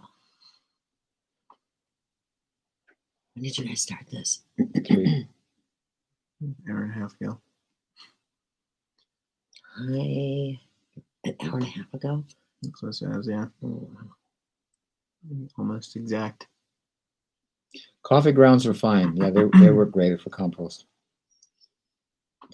I need to wear my glasses.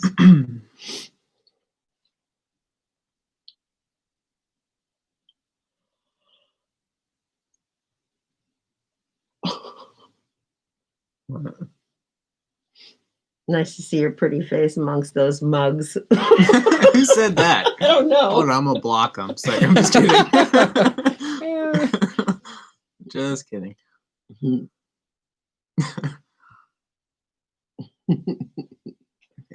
I am getting rid of this one. So what have you guys been talking about? I mean, All just kinds of asking questions.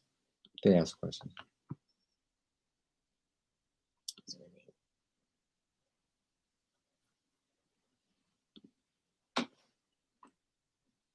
Let's see, what are they saying? Excellent. I'm gonna have to start wearing the pinhole glasses because I don't like having glasses. Oops. Paul, how are you feeling? Wonderful, great.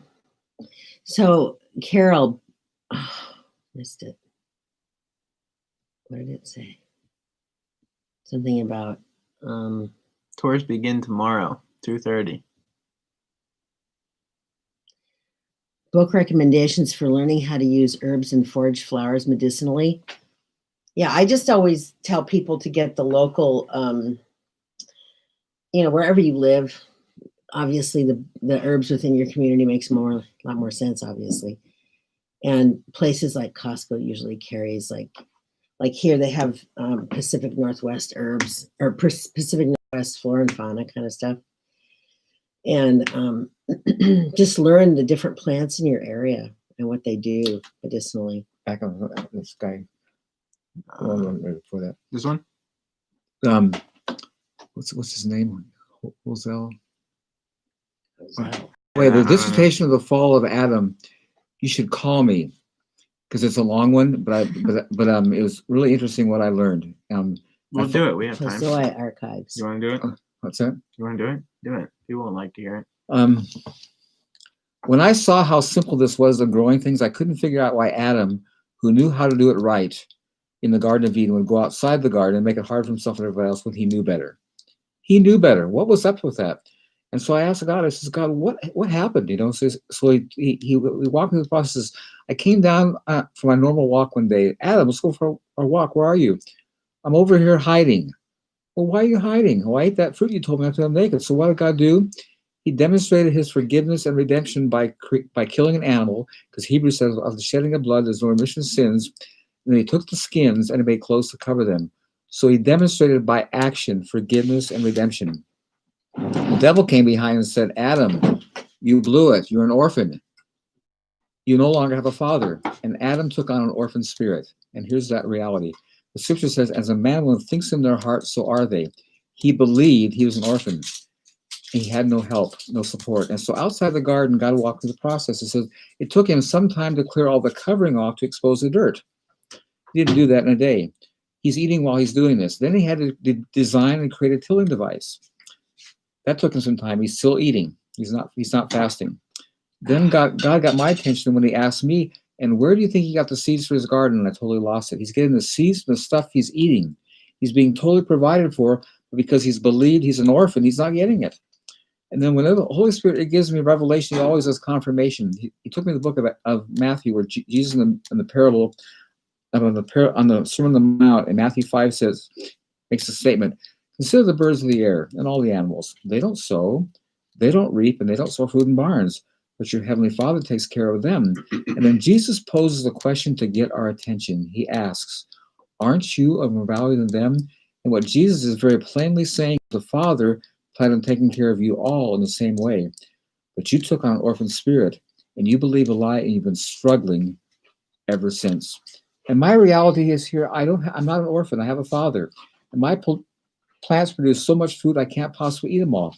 And if I don't plant them, they plant themselves. They go to seed, and I get it. I'm provided for totally, and it's just all a lie that Satan put on Adam. That's been passed on for generations. Is why the human race struggles and suffers, because it's completely not the heart of God.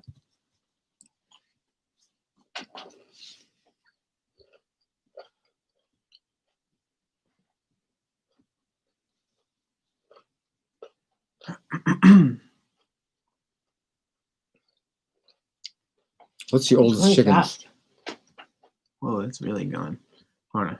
What'd you say? What's the age of your oldest chickens? I don't know. How old are your chickens? Your old ones?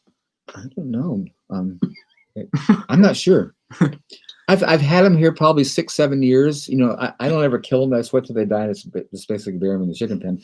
But they usually are pretty good for 6-7 years.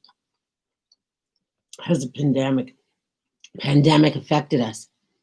Will it lessen your attendees at your tour? Do you have to have social distancing, etc. in place? Hope it's videoed so we in Florida can see your fabulous garden. The pandemic doesn't affect me at all. I pay no attention to it. Wait a minute. He's immune. We don't have to be affected by the pandemic. We're 6 feet apart. The orchard's big enough. Yeah, we have. Oh no, for the tour. Yeah. I guess we have to do that, right? If you want to. Everything is recommended. It's highly recommended that you stay 6 feet away. So. Yeah. So we're not being mean or rebellious, but we have a different idea about what's going on than what a lot of people think. Yeah. So it's a little bit hard to get too excited about everything. Paul, is Pope Francis good or the devil in disguise? Oh, shut up. Don't say anything. Ignore that question. It's kind of scary what's happening with all that. What's the best crop to plant for the first time after walking outside for the first time in 5 years? What you want to eat. Plant what you want to eat. Yeah. I'm also located in beautiful Washington. Do you have a nursery or supplier that you recommend getting seeds from? Thanks so much for answering my questions. Yes, the best place to get seed is in Washington. It's in Alaska, and it's Burnt Ridge Nursery and Orchard. Seeds. No, trees. Oh. Burnt Ridge Nursery and Orchard in Onalaska, Washington is an amazing source for trees. For this area. For this area. The guy's great. He's really intelligent, the guy who runs it.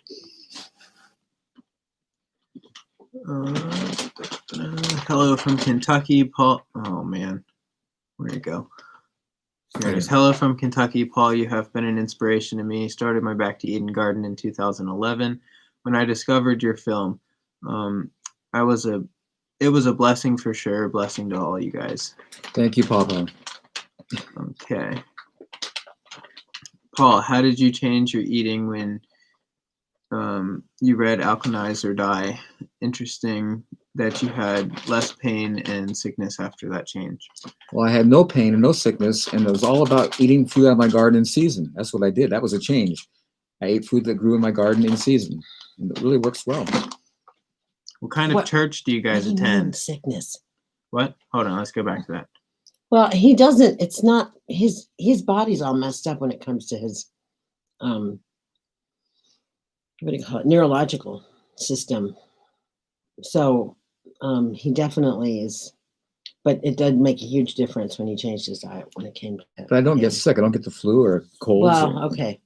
So that's clarifying it. Anyway, what was it last question? What kind of church do you guys attend? Well, right now we're attending church where 2 or 3 are together in his presence. He shows up. The church that we see today is not where God goes to church. Revelation 3:20 says that. He stands at the door and knocks. He's not welcome. What? we're talking about church, and in the book of Acts, church happened in homes. People ate together, they fellowshiped, they read the word, they met needs. It was and it grew exponentially. So the view of a church, and God says he doesn't dwell in temples made with hands. So I think our whole concept of church in this culture is not according to God's word.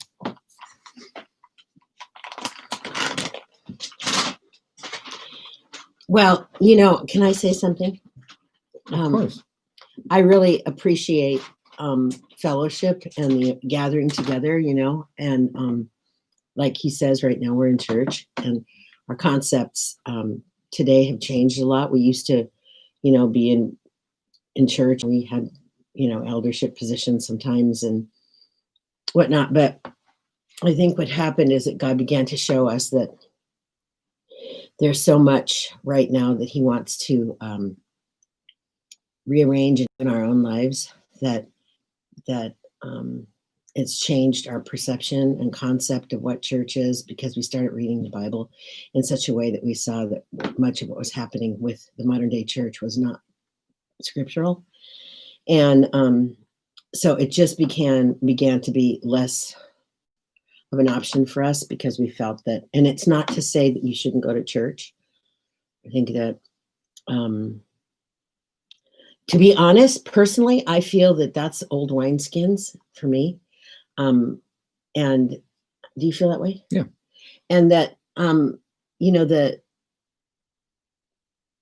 it doesn't mean that if you go to church, you're wrong or we're so much better or anything crazy like that. It just means that that's where God's speaking to us right now. And that he says that, I really feel I'm very visionary, and I feel like God has told me that, his way in the days ahead is going to be the church at home.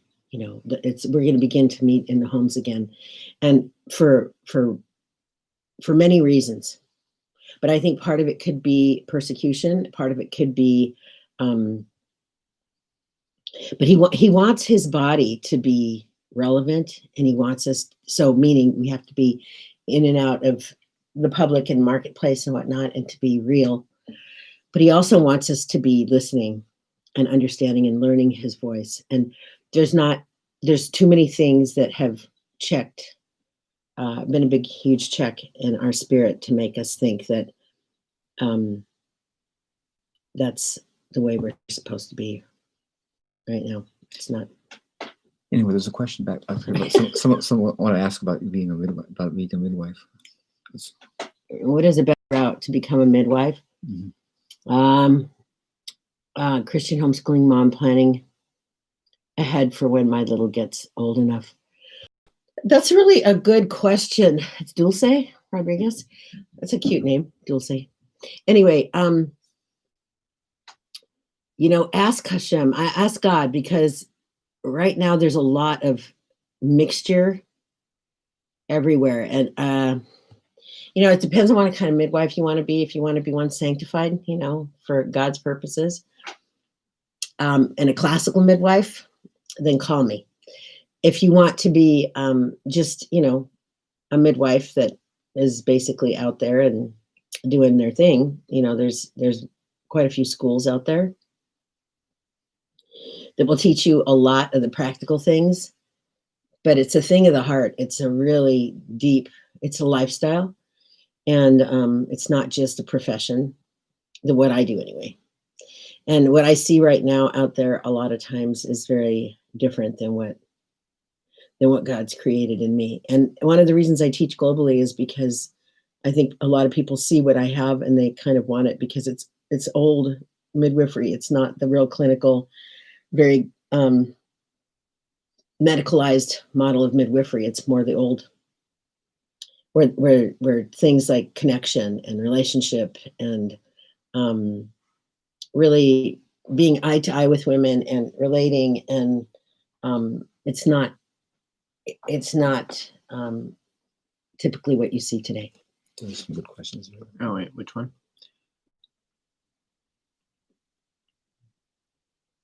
Oh, tell me when. Where do we buy seeds? Okay, yeah. Where do you buy seeds? Johnny right? Select Seeds and Fedco. They're both in Maine. They're good places.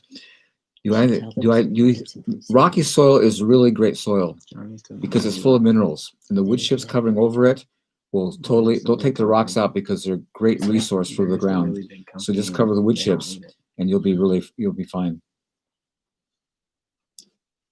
I don't know Anthony, as far as all the ramifications of that parable, it's probably there. I think the parable of the prodigal son is relating to Ephraim and the Jewish tribes.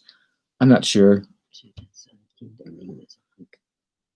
Stay at home. No. I don't have COVID. Just a cough. Well, this is really getting slow. Catch up. We are the church. We definitely are the church. The scripture says where 2 or 3 are gathered together in his presence, he's there. That's where he shows up. And it says, forsake not the assembling of yourself together. And when God brings people here and on the phone, in the workplace, every day we need to be prompted by his spirit to speak his oracles. And I think it's really important to just try to be in tune the best we can on a moment by moment basis, on a daily basis, and especially in community, where he has us, and love on him through our witness and whatever. Paradigm in hard times, you want to draw near to God, and just I encourage people, not just hard times, in all times, but especially in hard times. And just again, you look at his word, you take his promises, and you stay in faith. You don't give place to fear, and you stay in faith, and in everything give thanks. That is so key. In everything it says give thanks. This is the will of God in Christ Jesus concerning you. It's not for God's benefit you give thanks, it's for yours. So have a heart of gratitude. Thank you, God, for everything you provided, and just be in faith and believe. You're welcome. Here's one. Is President Trump going to get reelected? P.S. Paul, if you can't say the answer out loud, just shake your head. I'm praying he will.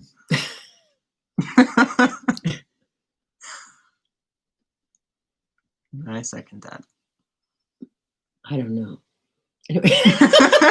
Well, the other options aren't. Yeah. Well, acceptable. yeah. It's an interesting world we live in right now for many reasons. I'm only kidding. I probably will end up voting for him. I'm not even sure our vote matters, but I think he'll get reelected. God knows. But we're not religious either, Christopher. I really loathe that name. That word, and nothing. You didn't know that, so I'm not trying to slap your hand or anything. But we're not religious. We have a relationship. There's a big, huge difference. I think that religion is basically who killed Yeshua, who killed Jesus. And that spirit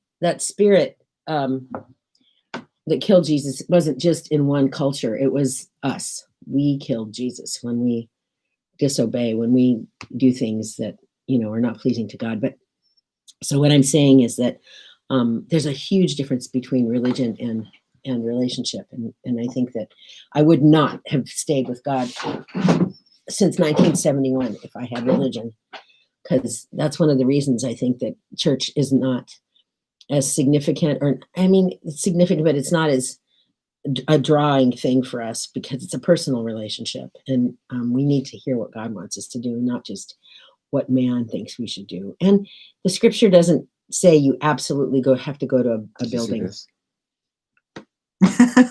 What? Well, we have quite a range of views here. Yeah. Oh, I know. Trump is human. It's like all the rest, and he's a sinner. He's definitely not a politician. But the options aren't any good. And it depends on what you listen to. And see, it's the voices that we listen to. I think that when we're apt to listen to the media, for one, I think it's a big trouble because they basically have, sold out, and they're really manipulated by a few families. We believe in the cabal. We believe in the deep state. And when you believe in that, and it's not something that's simple, and it's something that we've just started believing in. It's something we've seen. In fact, we moved here to the Pacific Northwest because we saw this thing coming. people kind of go, wow, really? You saw that far back? Yeah, we saw the potential for this, and we wanted to get our family out of that environment, Southern California, suburb of LA, when we saw this thing coming. So when COVID hit, we thought, well, it's about the New World Order. It's not about what they're saying it is. Honey, So it's not that simple. The chickens will love the grass clippings. Yeah, put all the grass clippings in the chicken pit. They'll love it.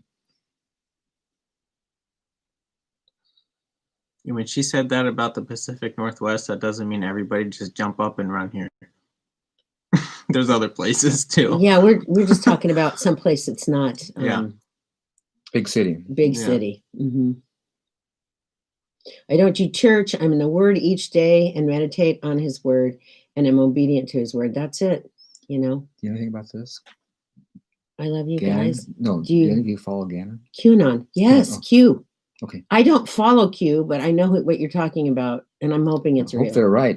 Yeah, we're hoping it's real. I think if Q shows up, Trump's going to redeem himself, people. I mean, I'm not sure that I don't know how I believe about him. These two are like different than me, so we all have our own thinking. But I think there's some things he's really done behind the scenes that don't get any publicity. The media hate him. I think that is criminal, super unfair. No matter what I think of him, I think to defame him and cause the grief and crazy word, disgusting, parody that's out there right now is just really wrong. But and I'm more apt to think about him being reelected than because what they pretend him to be, I see behind the scenes is oftentimes not what's happening. Q is about fake hope. I don't know. We'll see, Janzi. We'll see, won't we? I think that we're full of ourselves. We think we know everything. We don't. I mean, I'm the same.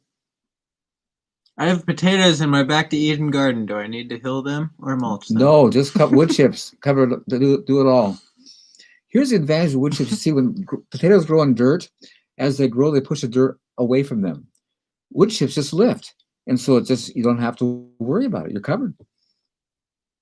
Well, if you guys ever want me to do something on midwifery, let me know. I don't know what to do, but yeah, I could probably talk a little bit more about that someday. Amen. Right there with you guys and making next biological compost tea right now. All right. Nice. Good for you, Heather. Thank you.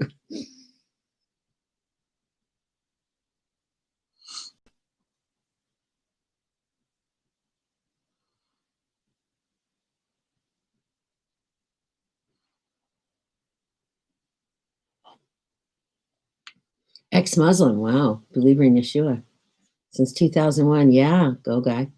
It's wonderful. Oh, Sonia, that's a woman. Great.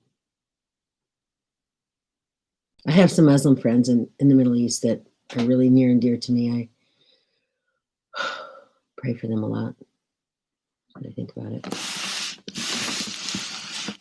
I wish I could make it bigger. It's for all of us to get back to the garden. Yeah.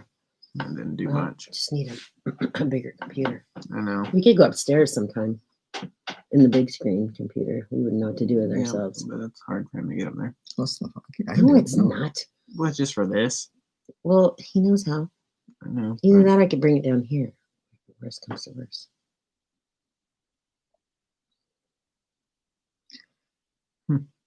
Well, in the garden, in the garden, if you look at God's, it is a lost profession. God's gave us our diet in the first chapter of Genesis: vegetables, fruits, and seeds. I've given you to eat. So it's pretty clear his view. Get down. Get down. Star. What would you suggest to put on wood chips to help them break down quickly? I have bad swell. Water. Water really increases the composting process big time. Or even the compost tea. And then the water makes compost tea that feeds the soil, so it really increases the process.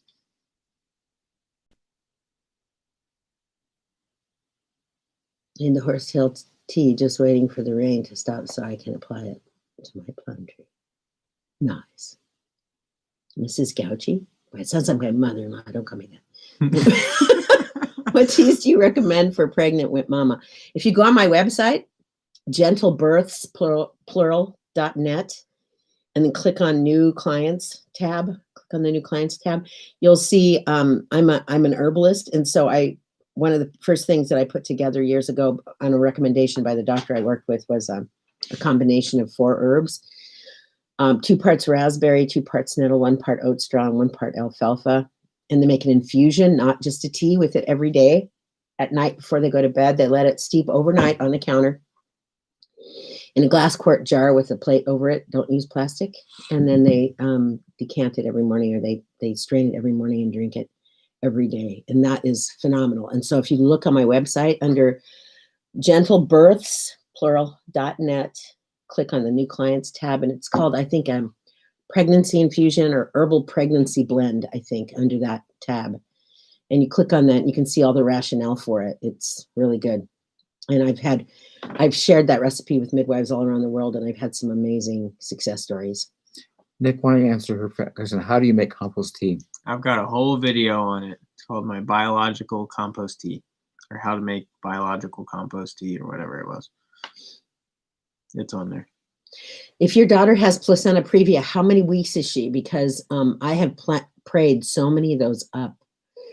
If she's not like in her last month, and even so, I've seen them come up. Yeah, is it complete previa? Is it a partial previa? I mean, there's so many placentas we've prayed up. Carol, do you like to garden? Not with these two. Are you kidding? They're terrible. It's like, it's not right, or do it this way. And I'm just like, I love seeing plants grow up where they want to, and these guys have to have row crops. It's too much competition. Plus, I'm lazy about it. So anyway, whatever. I don't want to talk about it. Are you kidding? It was one thing having him. Now I have to deal with him. There's like 2 Pauls.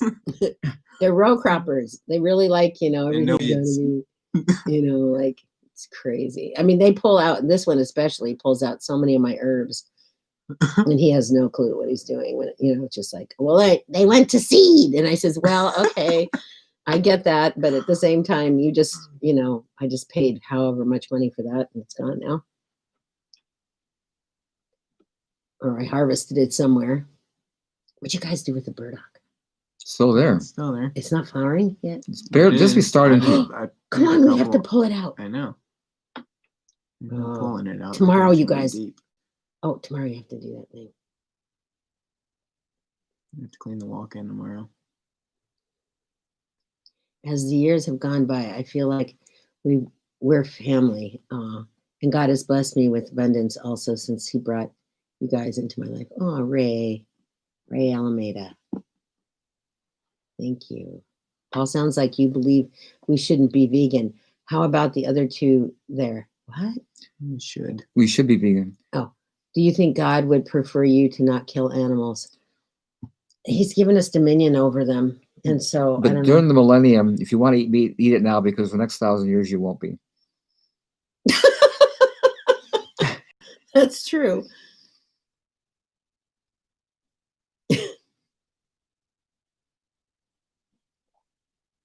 What is your blood type? Do you know what your blood type is? No. He's the blood type that's supposed to eat meat. I'm the blood type that's not supposed to. And it's funny because I crave meat sometimes, whereas he just like, whatever, he doesn't really eat it. And as for meat, when it comes to me, I really only like eating chicken. Like, yuck. It's boring to me. Well, I'm boring. Fine. I don't care. I can live with that. I didn't say you're boring. I said chicken's boring. You're not boring, Nick. What's that? To enlarge. Pest control.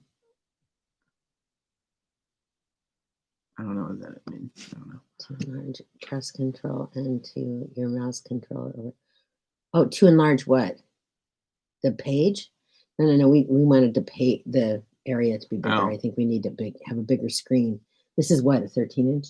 Yeah, tiny computer. Mm. So that's why you guys have to hit the like button. That way I can like monetize the videos and be able to get a bigger computer to do better live streams. You know how it goes.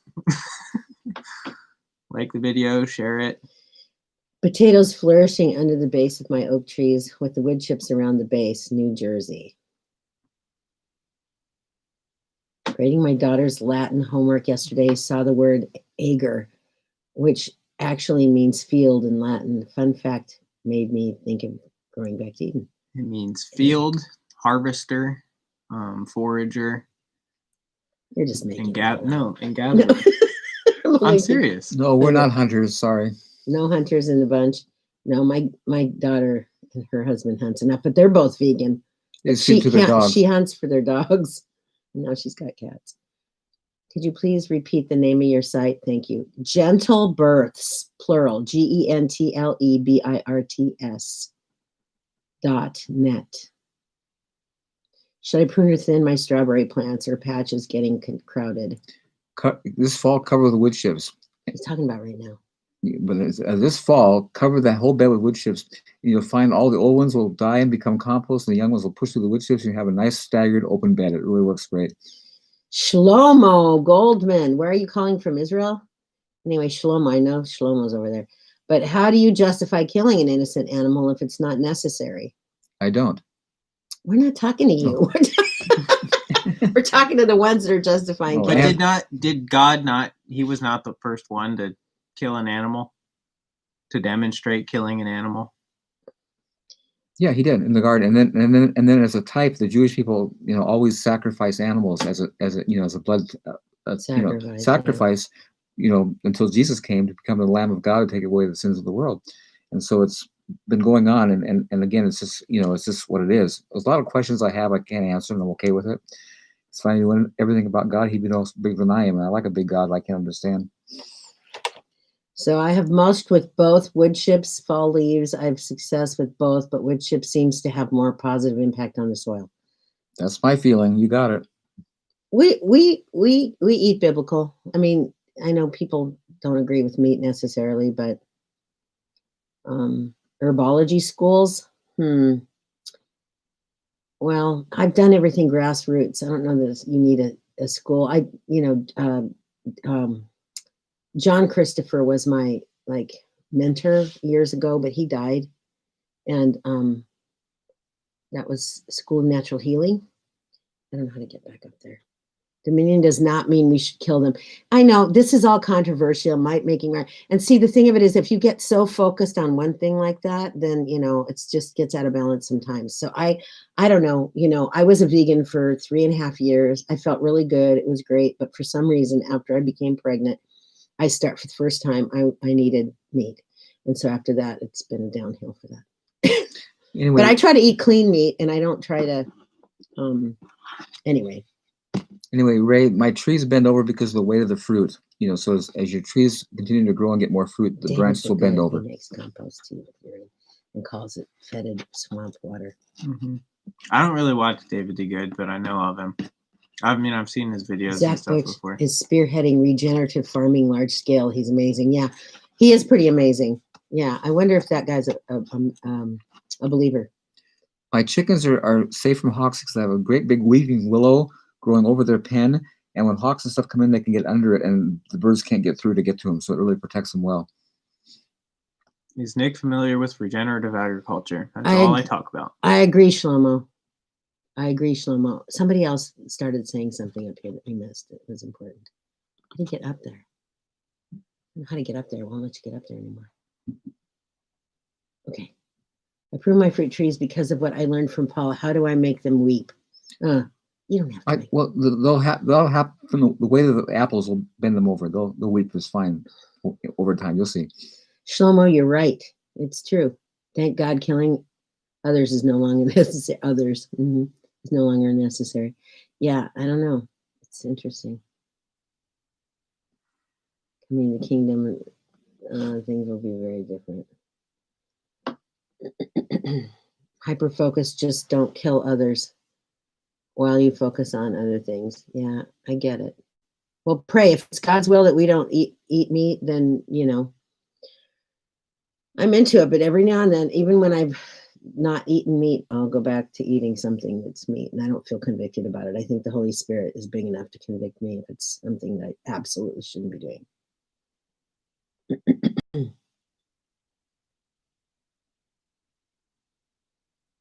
what does it say? Everyone remember to like. No one place to get your questions answered live this long about gardens, life, and the living God, and you all do it effortlessly. Yeah, good old Nico will benefit from that. So if you like it, it would be nice. Kenneth, earthworms come to a living place. When you create a living environment, earthworms show up, and so the wood chips create a healthy environment, and they come because they want to live there. Oh no, prayers for my school where I teach. One of the maintenance members mowed over my class back to Eden Garden. What? Oh my word, he didn't know it was a garden. Oh my goodness. Craving the taste of others' flesh is a product of the fall. Shlomo, call me. We can have a... But I think that people are just obsessive about it. I think that that's a little over the top. I just don't like it when people get so like, you've got to do it my way or the highway, because it's not, it's not okay either.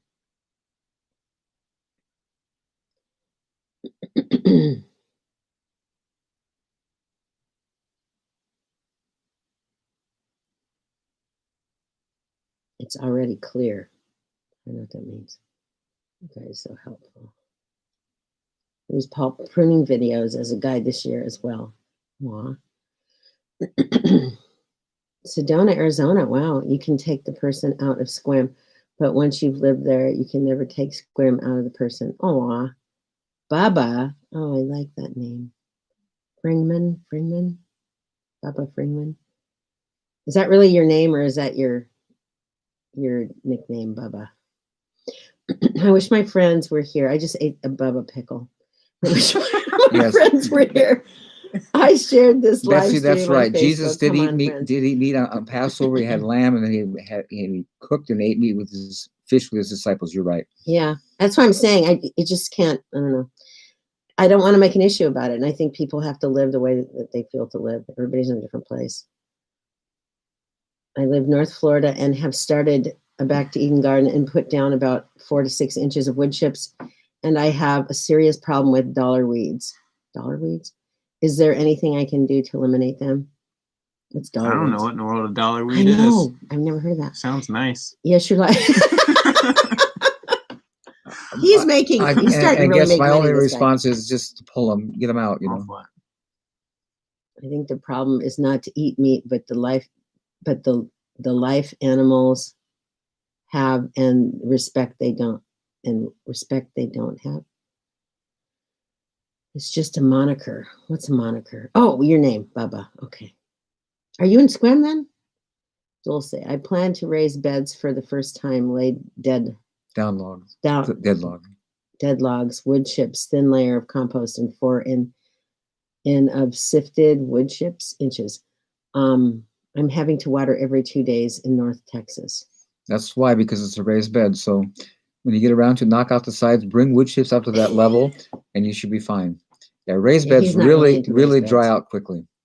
This live stream, no buffing, and so clear. Really? Are you going to have tours again this summer? Yes, I'm starting tours tomorrow. No.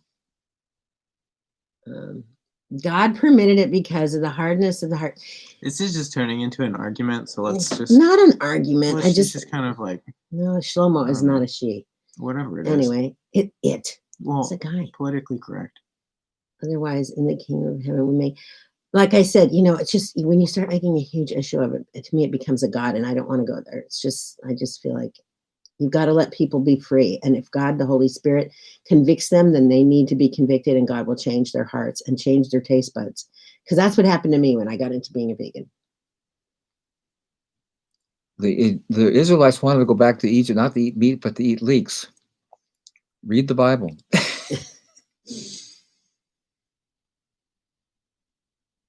Let's see. Binge watching Back to Eden.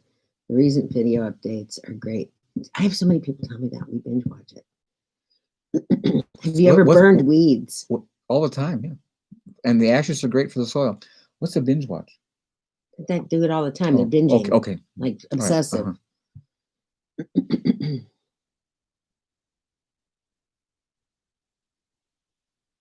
Oh, I'm now in Snohomish, but some of my family is still in Squim. Well, come by and see us. And tell me you're Bubba. I want to meet you. Like the pickle. Chill out, please, and stay with the theme. Bless you. Okay, Sonia. Which Bible do you read? King James.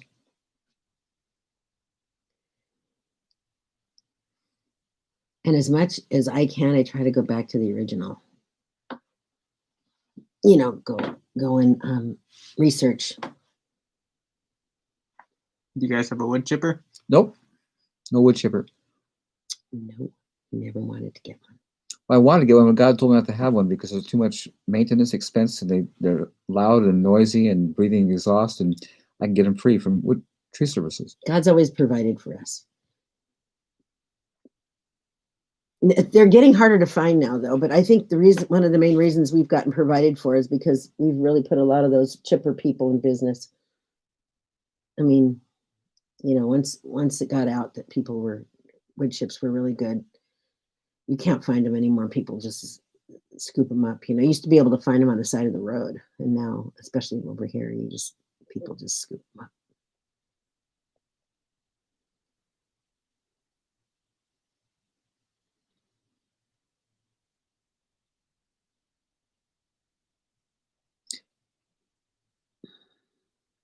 Yeah, they're expensive. And they're a lot of maintenance. You got to take care of them, sharpen knives, and a lot of work. No, Shlomo, please. Anyway.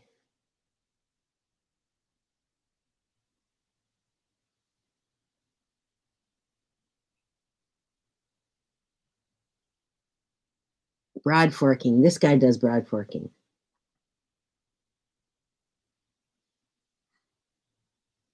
Under certain conditions and circumstances, you don't want a broad fork every single year.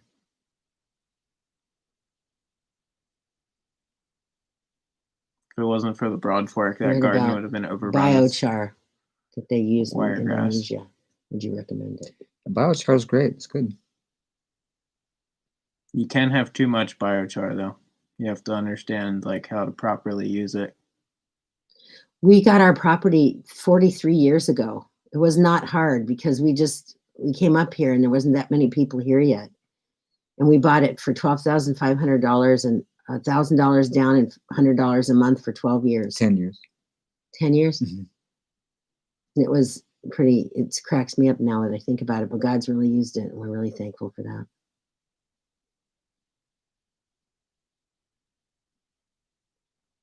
Rainwater versus well water. Rainwater is the best water in the world because it's full of minerals. The finest topsoil is in the air. When it rains, the water connects to that and brings it back to the earth. And that's the finest water in the world is rainwater. Nothing compares. Well, I think it depends on where you are, Bubba. It says my daughter is concerned about wood chips from roadside clearing has glyphosate and exhaust residue. That's true. That's true. So that's another thing you do want to think about. But I'm talking about anyway. And it depends on where you are, though. Too. It's like, are they chipping in that? I mean, are they spraying in that area? If they're spraying in that area, obviously you don't want those chips.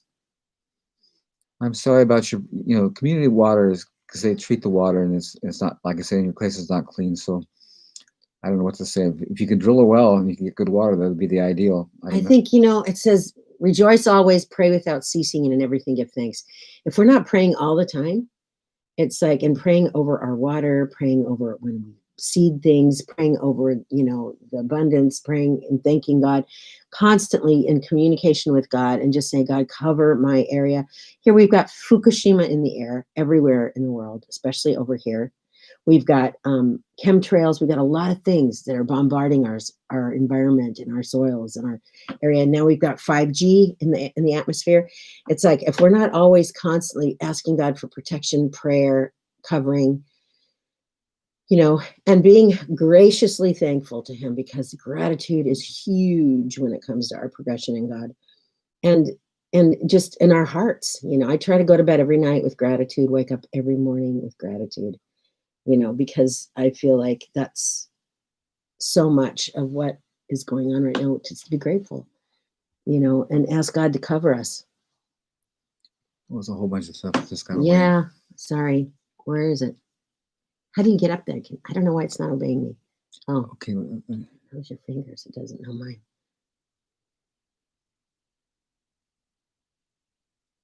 Oh, the stuff on the highway, being concerned about it. I don't know, but if you're concerned, you want to be in peace. If you're worried about the stuff being on the highway not being safe, then don't use it. You always want to be led by peace. I haven't had a problem with any witches I've gotten. As far as So, we know. as far as we know, so Yeah. I don't know. It's best to be careful. He's not as careful as I am when it comes to things like that, unfortunately. You won't see an effect. Like if the trees, they naturally absorb the chemicals and the toxin and store it in their cells. And when that goes and when it's composted down and everything, you don't see an effect on your plants, but it's there and your plants will absorb it and then you'll You're eating obviously it. take it up. But it's there. You don't need to add grass Grass. clippings to your chips, but if you have them, they're a great asset. They're a good resource, but it's not totally necessary. You once showed us pics when you were a young family. It was beautiful. Thanks for sharing. Aw, thank you. Just got old and ugly. Paul, which prophet do you find most fascinating and why? Well, I used to really love Dave Wilkerson. He's gone now. Are you talking about in the Bible, like prophetic Bible character? I don't know. Yeah, which time frame are you talking about concerning the prophets? I'm thinking of currently.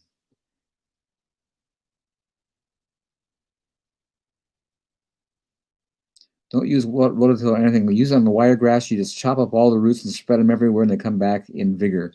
So rototilling is just of no benefit from my perspective.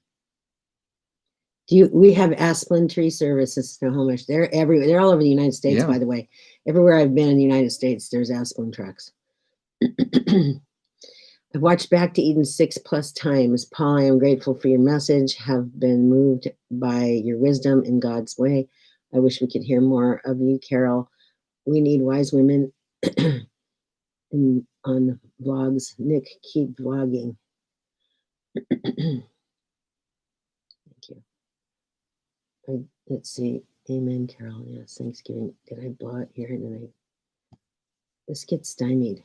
It's just.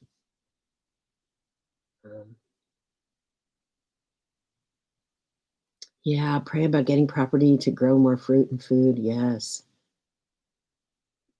You're welcome, Sandra.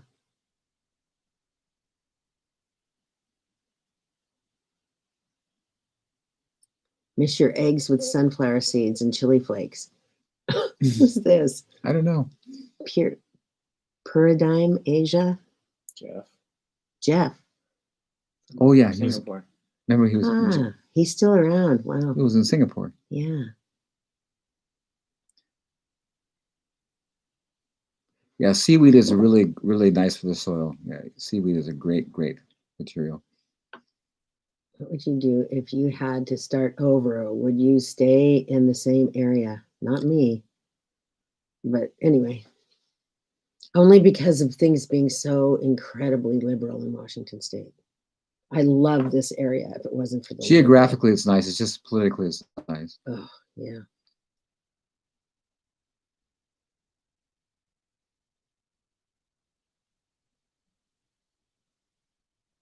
Oh, you're welcome, the Smiths.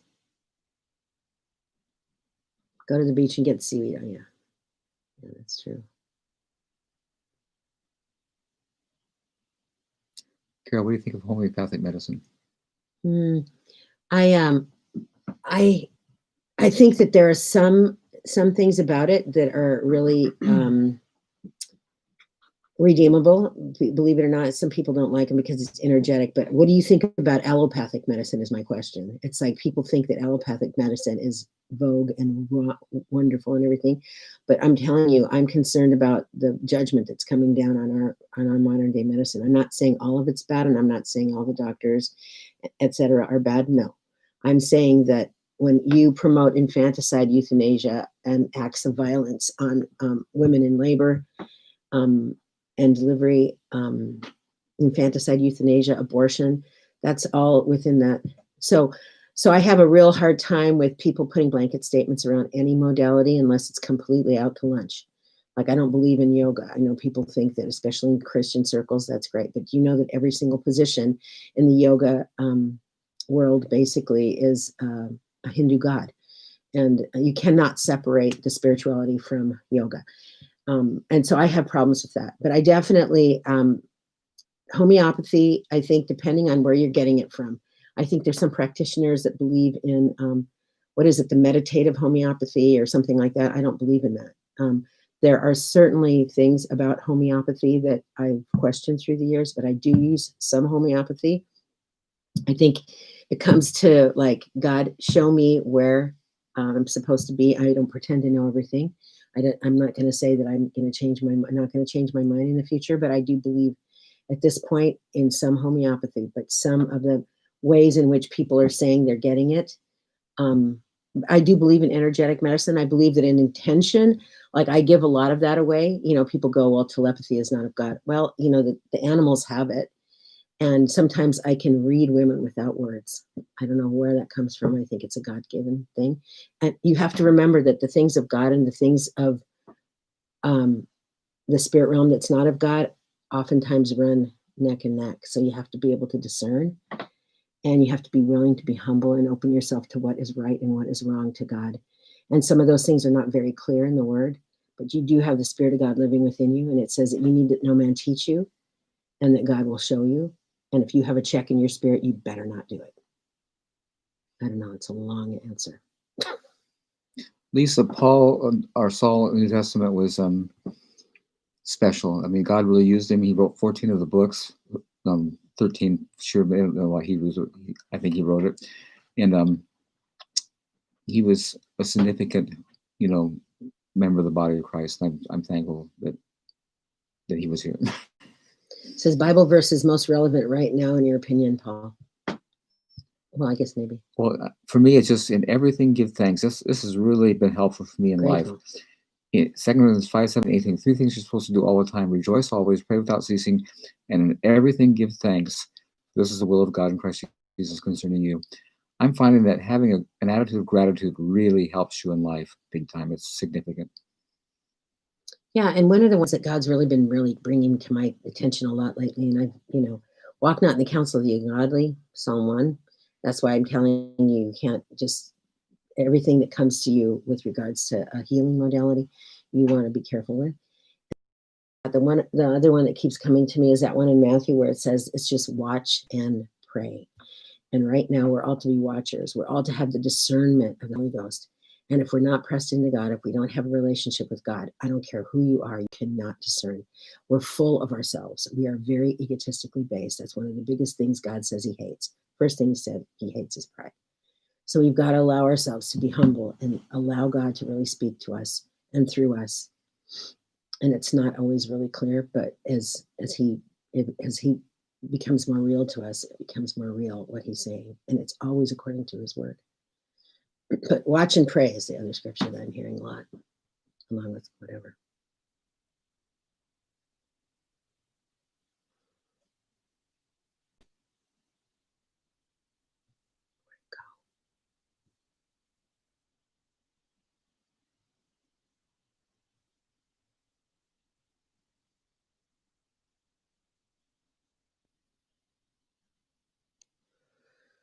You know what? It doesn't matter if your backyard's tiny, because you can grow a back to Eden garden there. It's not a problem.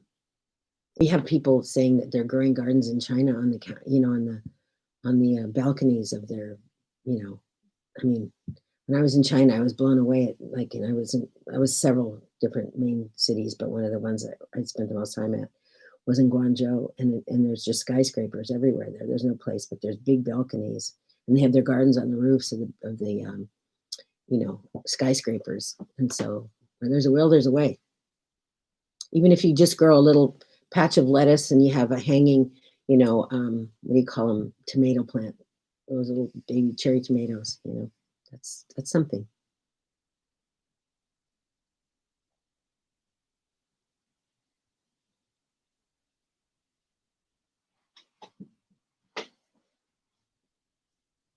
Wait a minute. I was reading something. You got rid of it. What happened to it? Well, just tons of questions. Well,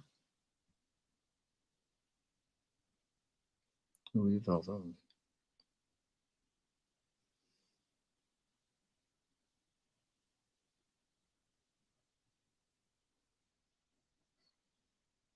Christ On the Indian Road by Stanley Jones.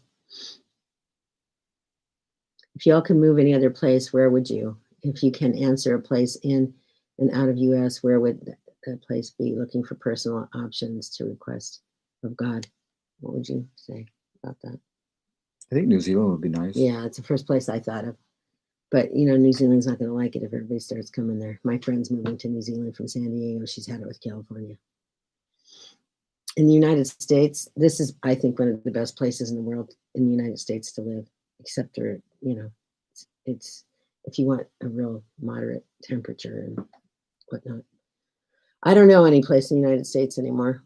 I'd probably try to move to a more conservative state. I looked at Pennsylvania for a while because it's really great for the ability for midwives to be actual midwives and not have a lot of restrictions. And then also it's conservative, but there's a lot of chemicals in the environment because there's a lot of Amish there that use, you know, glyphosate and GMOs, and it's unfortunate, but it's kind of hard to find now.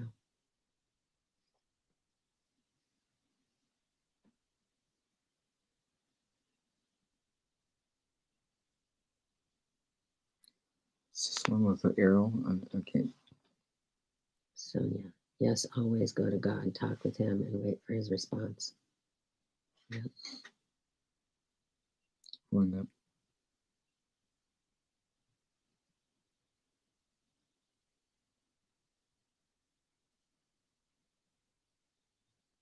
Do you avoid wood chips from pine or too much heartwood? No, they're all good. You know, I asked God about the wood chips they tell you can't use. You know, he has a very interesting sense of humor. You know what he told me? You know, I have no landfill somewhere off on the planet. I'm taking that stuff you can't use. I just started laughing. Everything he made turns back to dirt. He doesn't take anything off the planet. Mm-hmm. This is jumping around, you guys. It's really hard to keep up with.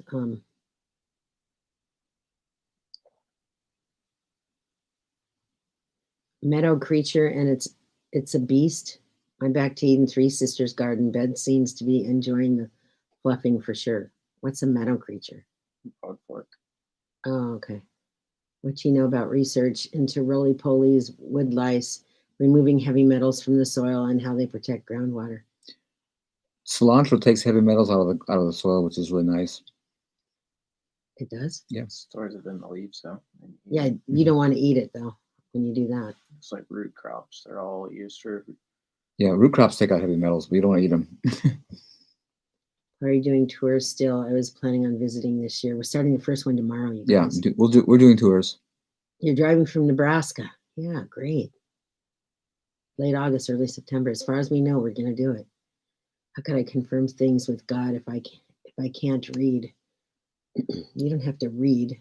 You know, nowadays, what's so cool, you guys, is that all you have to do is have a computer, which I think you have one if you're looking at this right now, and go to, I go to the 1611 King James in the YouTube, and I just play that, you know, just pick like the book of John or the book of Psalms.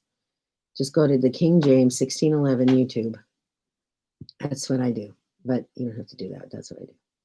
And even if you don't understand it, it's the Holy Spirit of God. You know, the Holy Spirit. I like it better when you don't completely understand it because it gives more room for the Spirit of God to move. But then ask him to help you understand it, because for a while I couldn't understand it, and I did. Nick, you're the man. Why is he the man?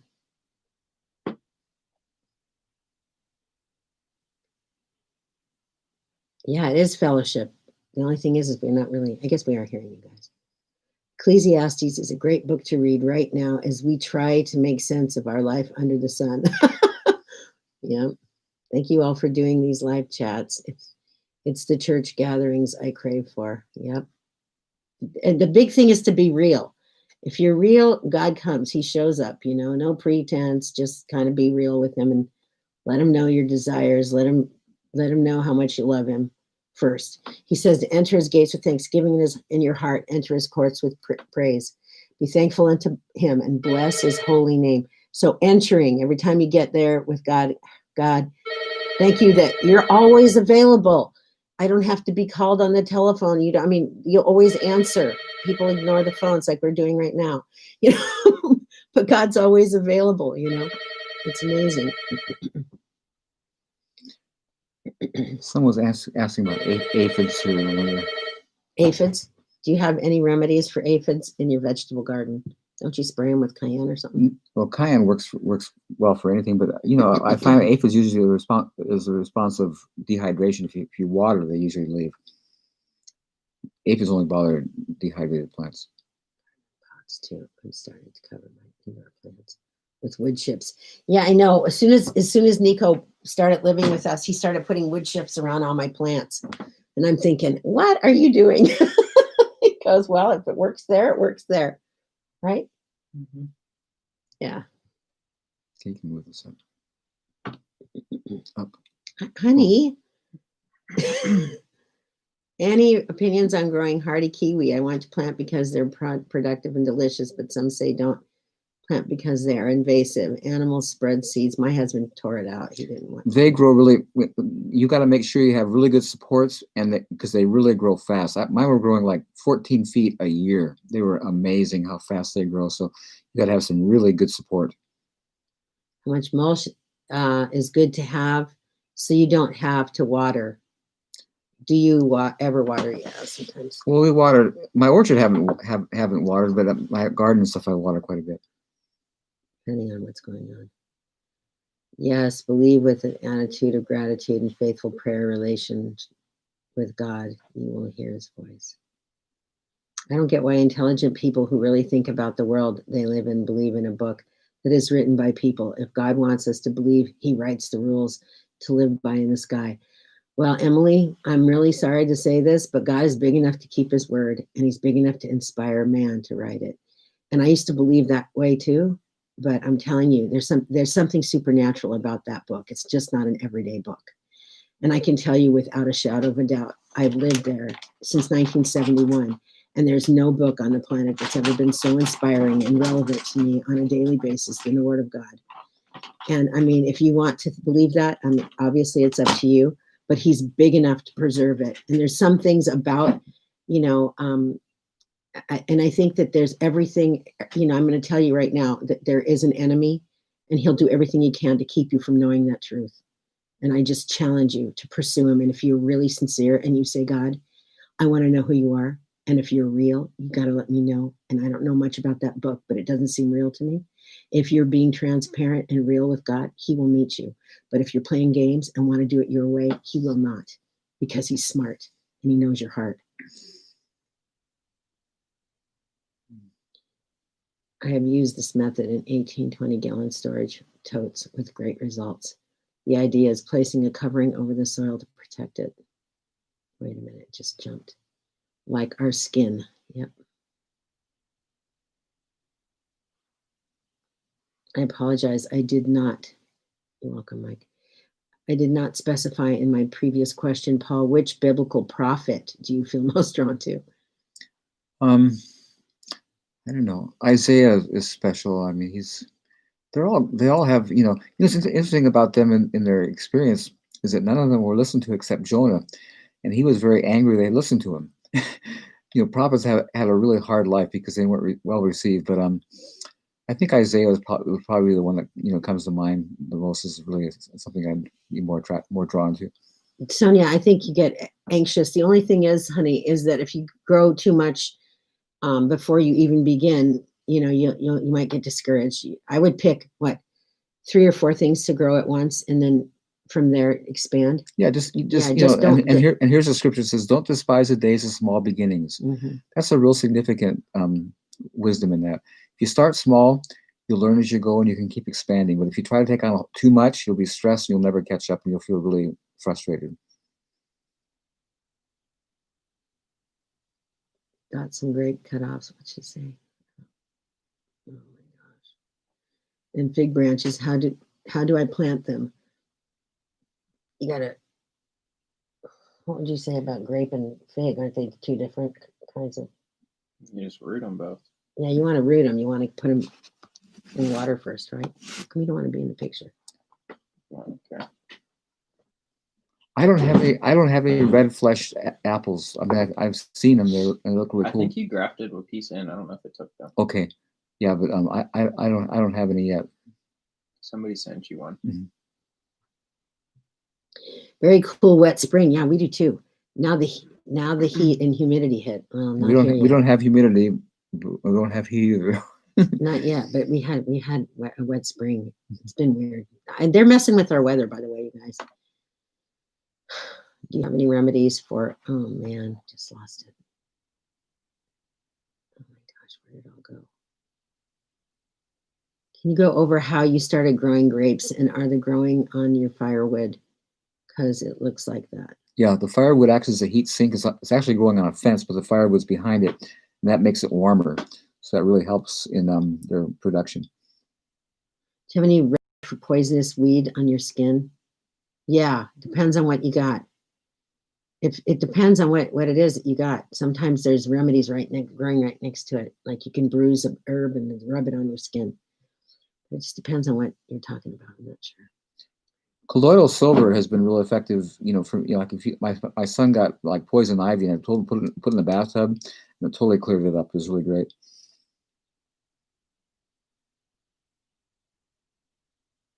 Yeah, the liquid from an aloe vera plant can be helpful, especially if it's more than 2 inches in diameter.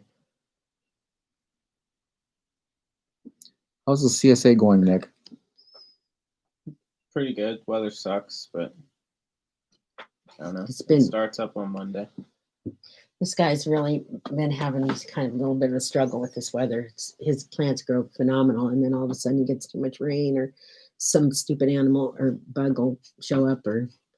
So, I mean, as it is with gardeners, right? Or with little farms. Scripture yeah, that's true. Good ones too. The scriptures are actually alive and breathed into by the Creator Spirit. Yep. Can you go over how you started growing grapes? We said that. Thanks, Derek.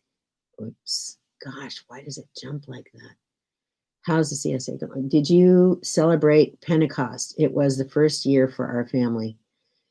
We need to celebrate it more. I certainly it was an incredible time, and I had my own celebration, but we need to do a little bit more here in this family, but I don't want to be the one to do it. So, Nick, you mentioned brown paper to cover the earth before composting the wood chips. Do you have to wait till next season to plant on this, or can I set it up and plant right away?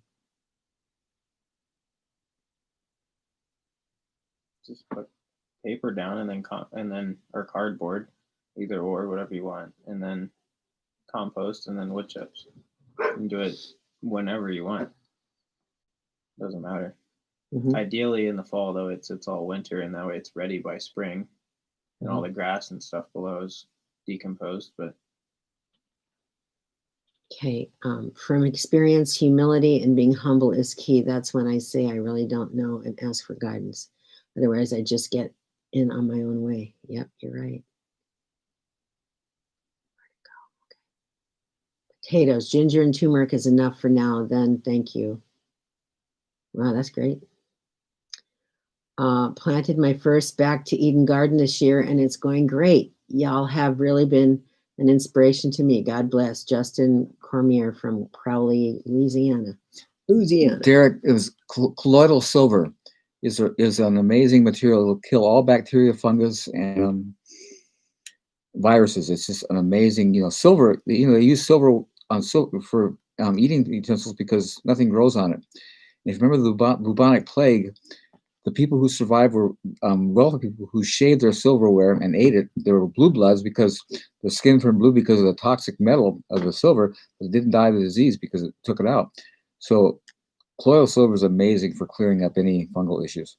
Hey, sorry, Andy, you're in a drought. So hopefully if you can get mulch kind of going on wood chip garden, that will help. If you can just maybe plant a small garden, just all that you need, not to be able to give away. Let not him that eateth despise him that eateth not, and let him which eateth not judge him that eateth, for God hath received him.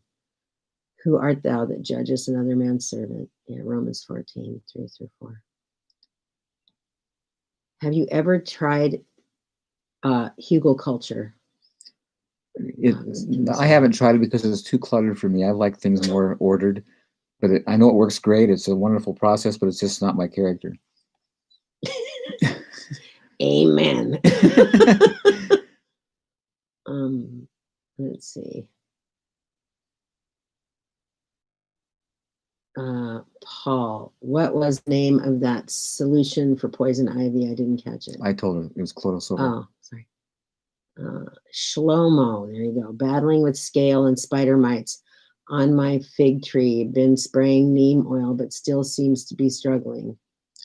Well, get the wood chips around them and get your trees healthier. They'll overcome.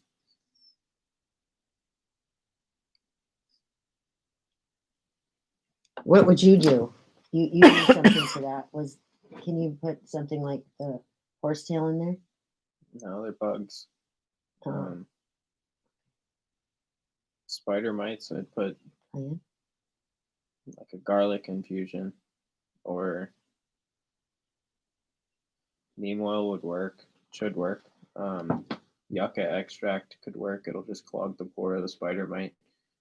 Scale, that's something you just kind of have to pick off. I don't know. That's what you would do. He does some stuff that works. It's good stuff. He shall be hidden for God, able to make him stand. I have never tried hugel culture, but it seems like a good idea if you don't have access to wood chips. Well, thank you so much for imparting your wisdom, knowledge, and spirit. I appreciate you, and back to Eating Film so much. I continue to share it every chance I get. Thanks you from Utah. Thanks. Thanks. Yeah, thank you. Thanks, Carol. You're welcome.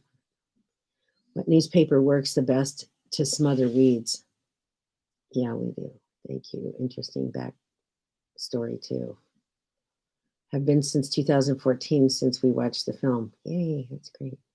Almost 3 a.m. in Paris, France, Paris. Thank you all and good night. God bless you all.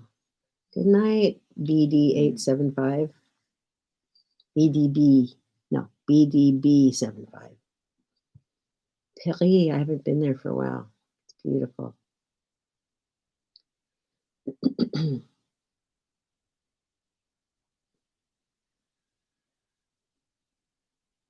Thanks for tips on fig. I can't use chips, I guess, because the fig is inside of greenhouse in zone 6B. So too much moisture in greenhouse. Wow. Really? I guess that could be true. Never thought of that. We don't typically do greenhouses, so. Nico doesn't just to get his plants started. Paul, what are your thoughts on greenhouses? Is that what he said? No, that's what I'm saying. I think the plants growing in them are not strong, so they usually struggle when they come outside because they grow in a really ideal environment, so they're not hardy, and so that's a challenge. They're a great advantage to get things started early, but they're not hardened off yet. And that's the challenge, hardening them off to where they can survive the outside. I guess it depends on what you're dealing with too. What's the outside going to be like when you take them out? If you grow them too early, but if the environment outside isn't so hard, that's not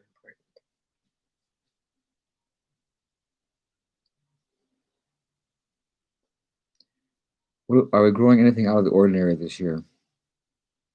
You're growing a whole bunch of stuff. Out of the ordinary? I don't know. Well, we're growing that corn from Texas, which is you got those little cucumbers and. They're bad. It's the compost. It's bad. Too much biochar in it. Oh no, we got some compost with too much biochar, and he was growing. Are you going to try again? No. I don't have time. Oh no. Well, I think we're growing. Nico's growing a variety of things that we have never grown here. Some things, but for the most part, my husband is a person of habit. Once he finds something he likes, he sticks with it. So I don't think. Are we growing anything out of the ordinary this year? Not really. I don't know. My greenhouse is all raised beds used to growing with elementary students in winter. Aw, that's so cool, Shlomo. Are you bios gonna get some fish? No, What? I'm not getting fish. I don't know what it means. Okay. Granny Anri. I have a hole in the corner of my garden and also some old rotting wood laying beside. So that corner is now a Hugo culture bed. Big thanks. Enjoying the live stream. You're welcome, double Z724. Shlomo, that sounds cool. It's winter here in Australia. I have a 20 by 30 foot square. What will be the best use of this small growing space in winter? Whatever you want to eat. You want to grow what you want to eat. It's kind of important. Well, I mean, and then what kind of? Well, in the winter, if it's that cold, I mean, you know, it depends on what you can grow. And then what part of Australia? That's a huge Yeah. country. Mm-hmm. Where is he? The north, the south, the west, the east? Oh my gosh, these cats are hysterical.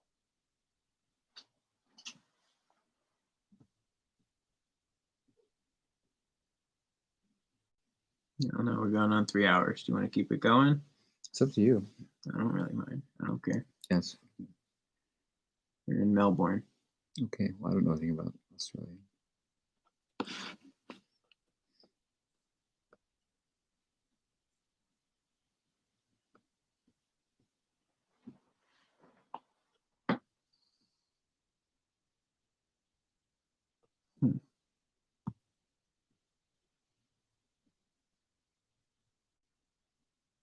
All right. Any last minute questions? Because I think we're going to wrap it up because it's going on 3 hours long and I don't know how long it's going to take to upload. Wi-Fi is pretty slow.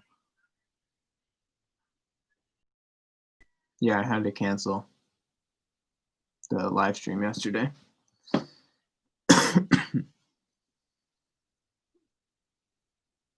Yeah, I've grown cucamelons. I was going to grow some this year, but they got stunted in the compost this year. So, not doing it. I don't have time to do it again.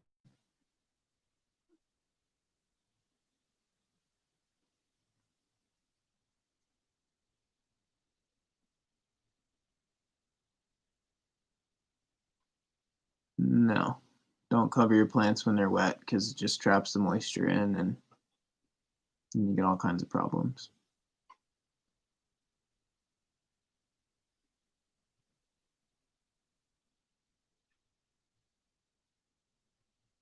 There's a thing of Haiti. I wanted to.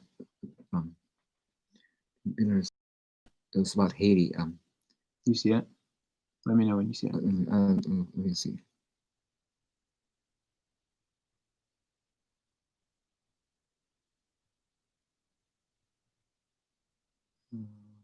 Keep going up. Oh, there it is.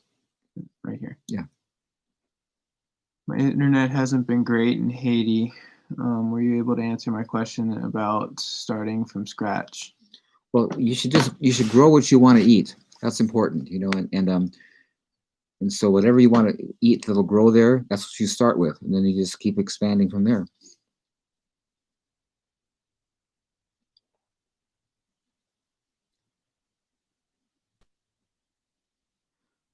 Potatoes, sweet potatoes it's not warm enough here, so I did them one year. They had some, but they didn't get very big.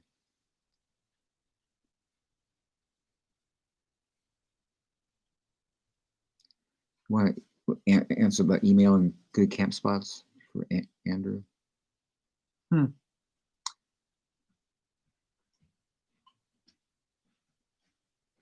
Yeah, go on my website. My email's on there. I don't really know if I want to just throw my email out on YouTube land. So just everybody will email me all at once and I don't know. Or message me on Instagram. That'd be better.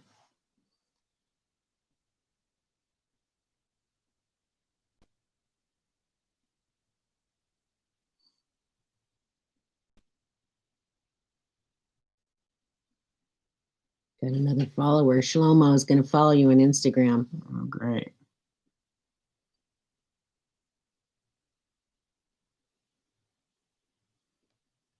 Yeah, he's been working hard.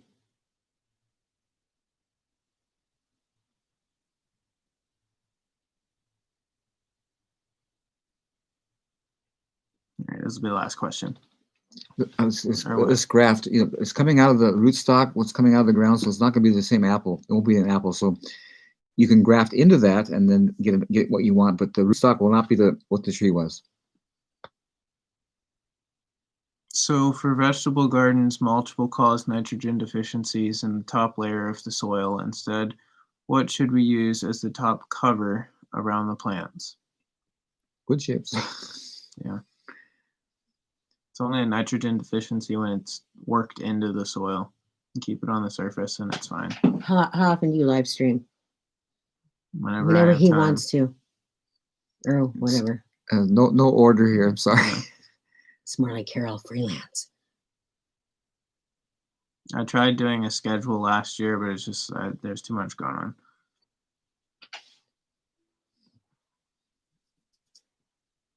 So if you guys just ask him, if you're on his, what do you call it, Instagram or whatever, if you want to just ask him. Or isn't it YouTube? You're on, yeah, YouTube, Instagram, all kinds of stuff.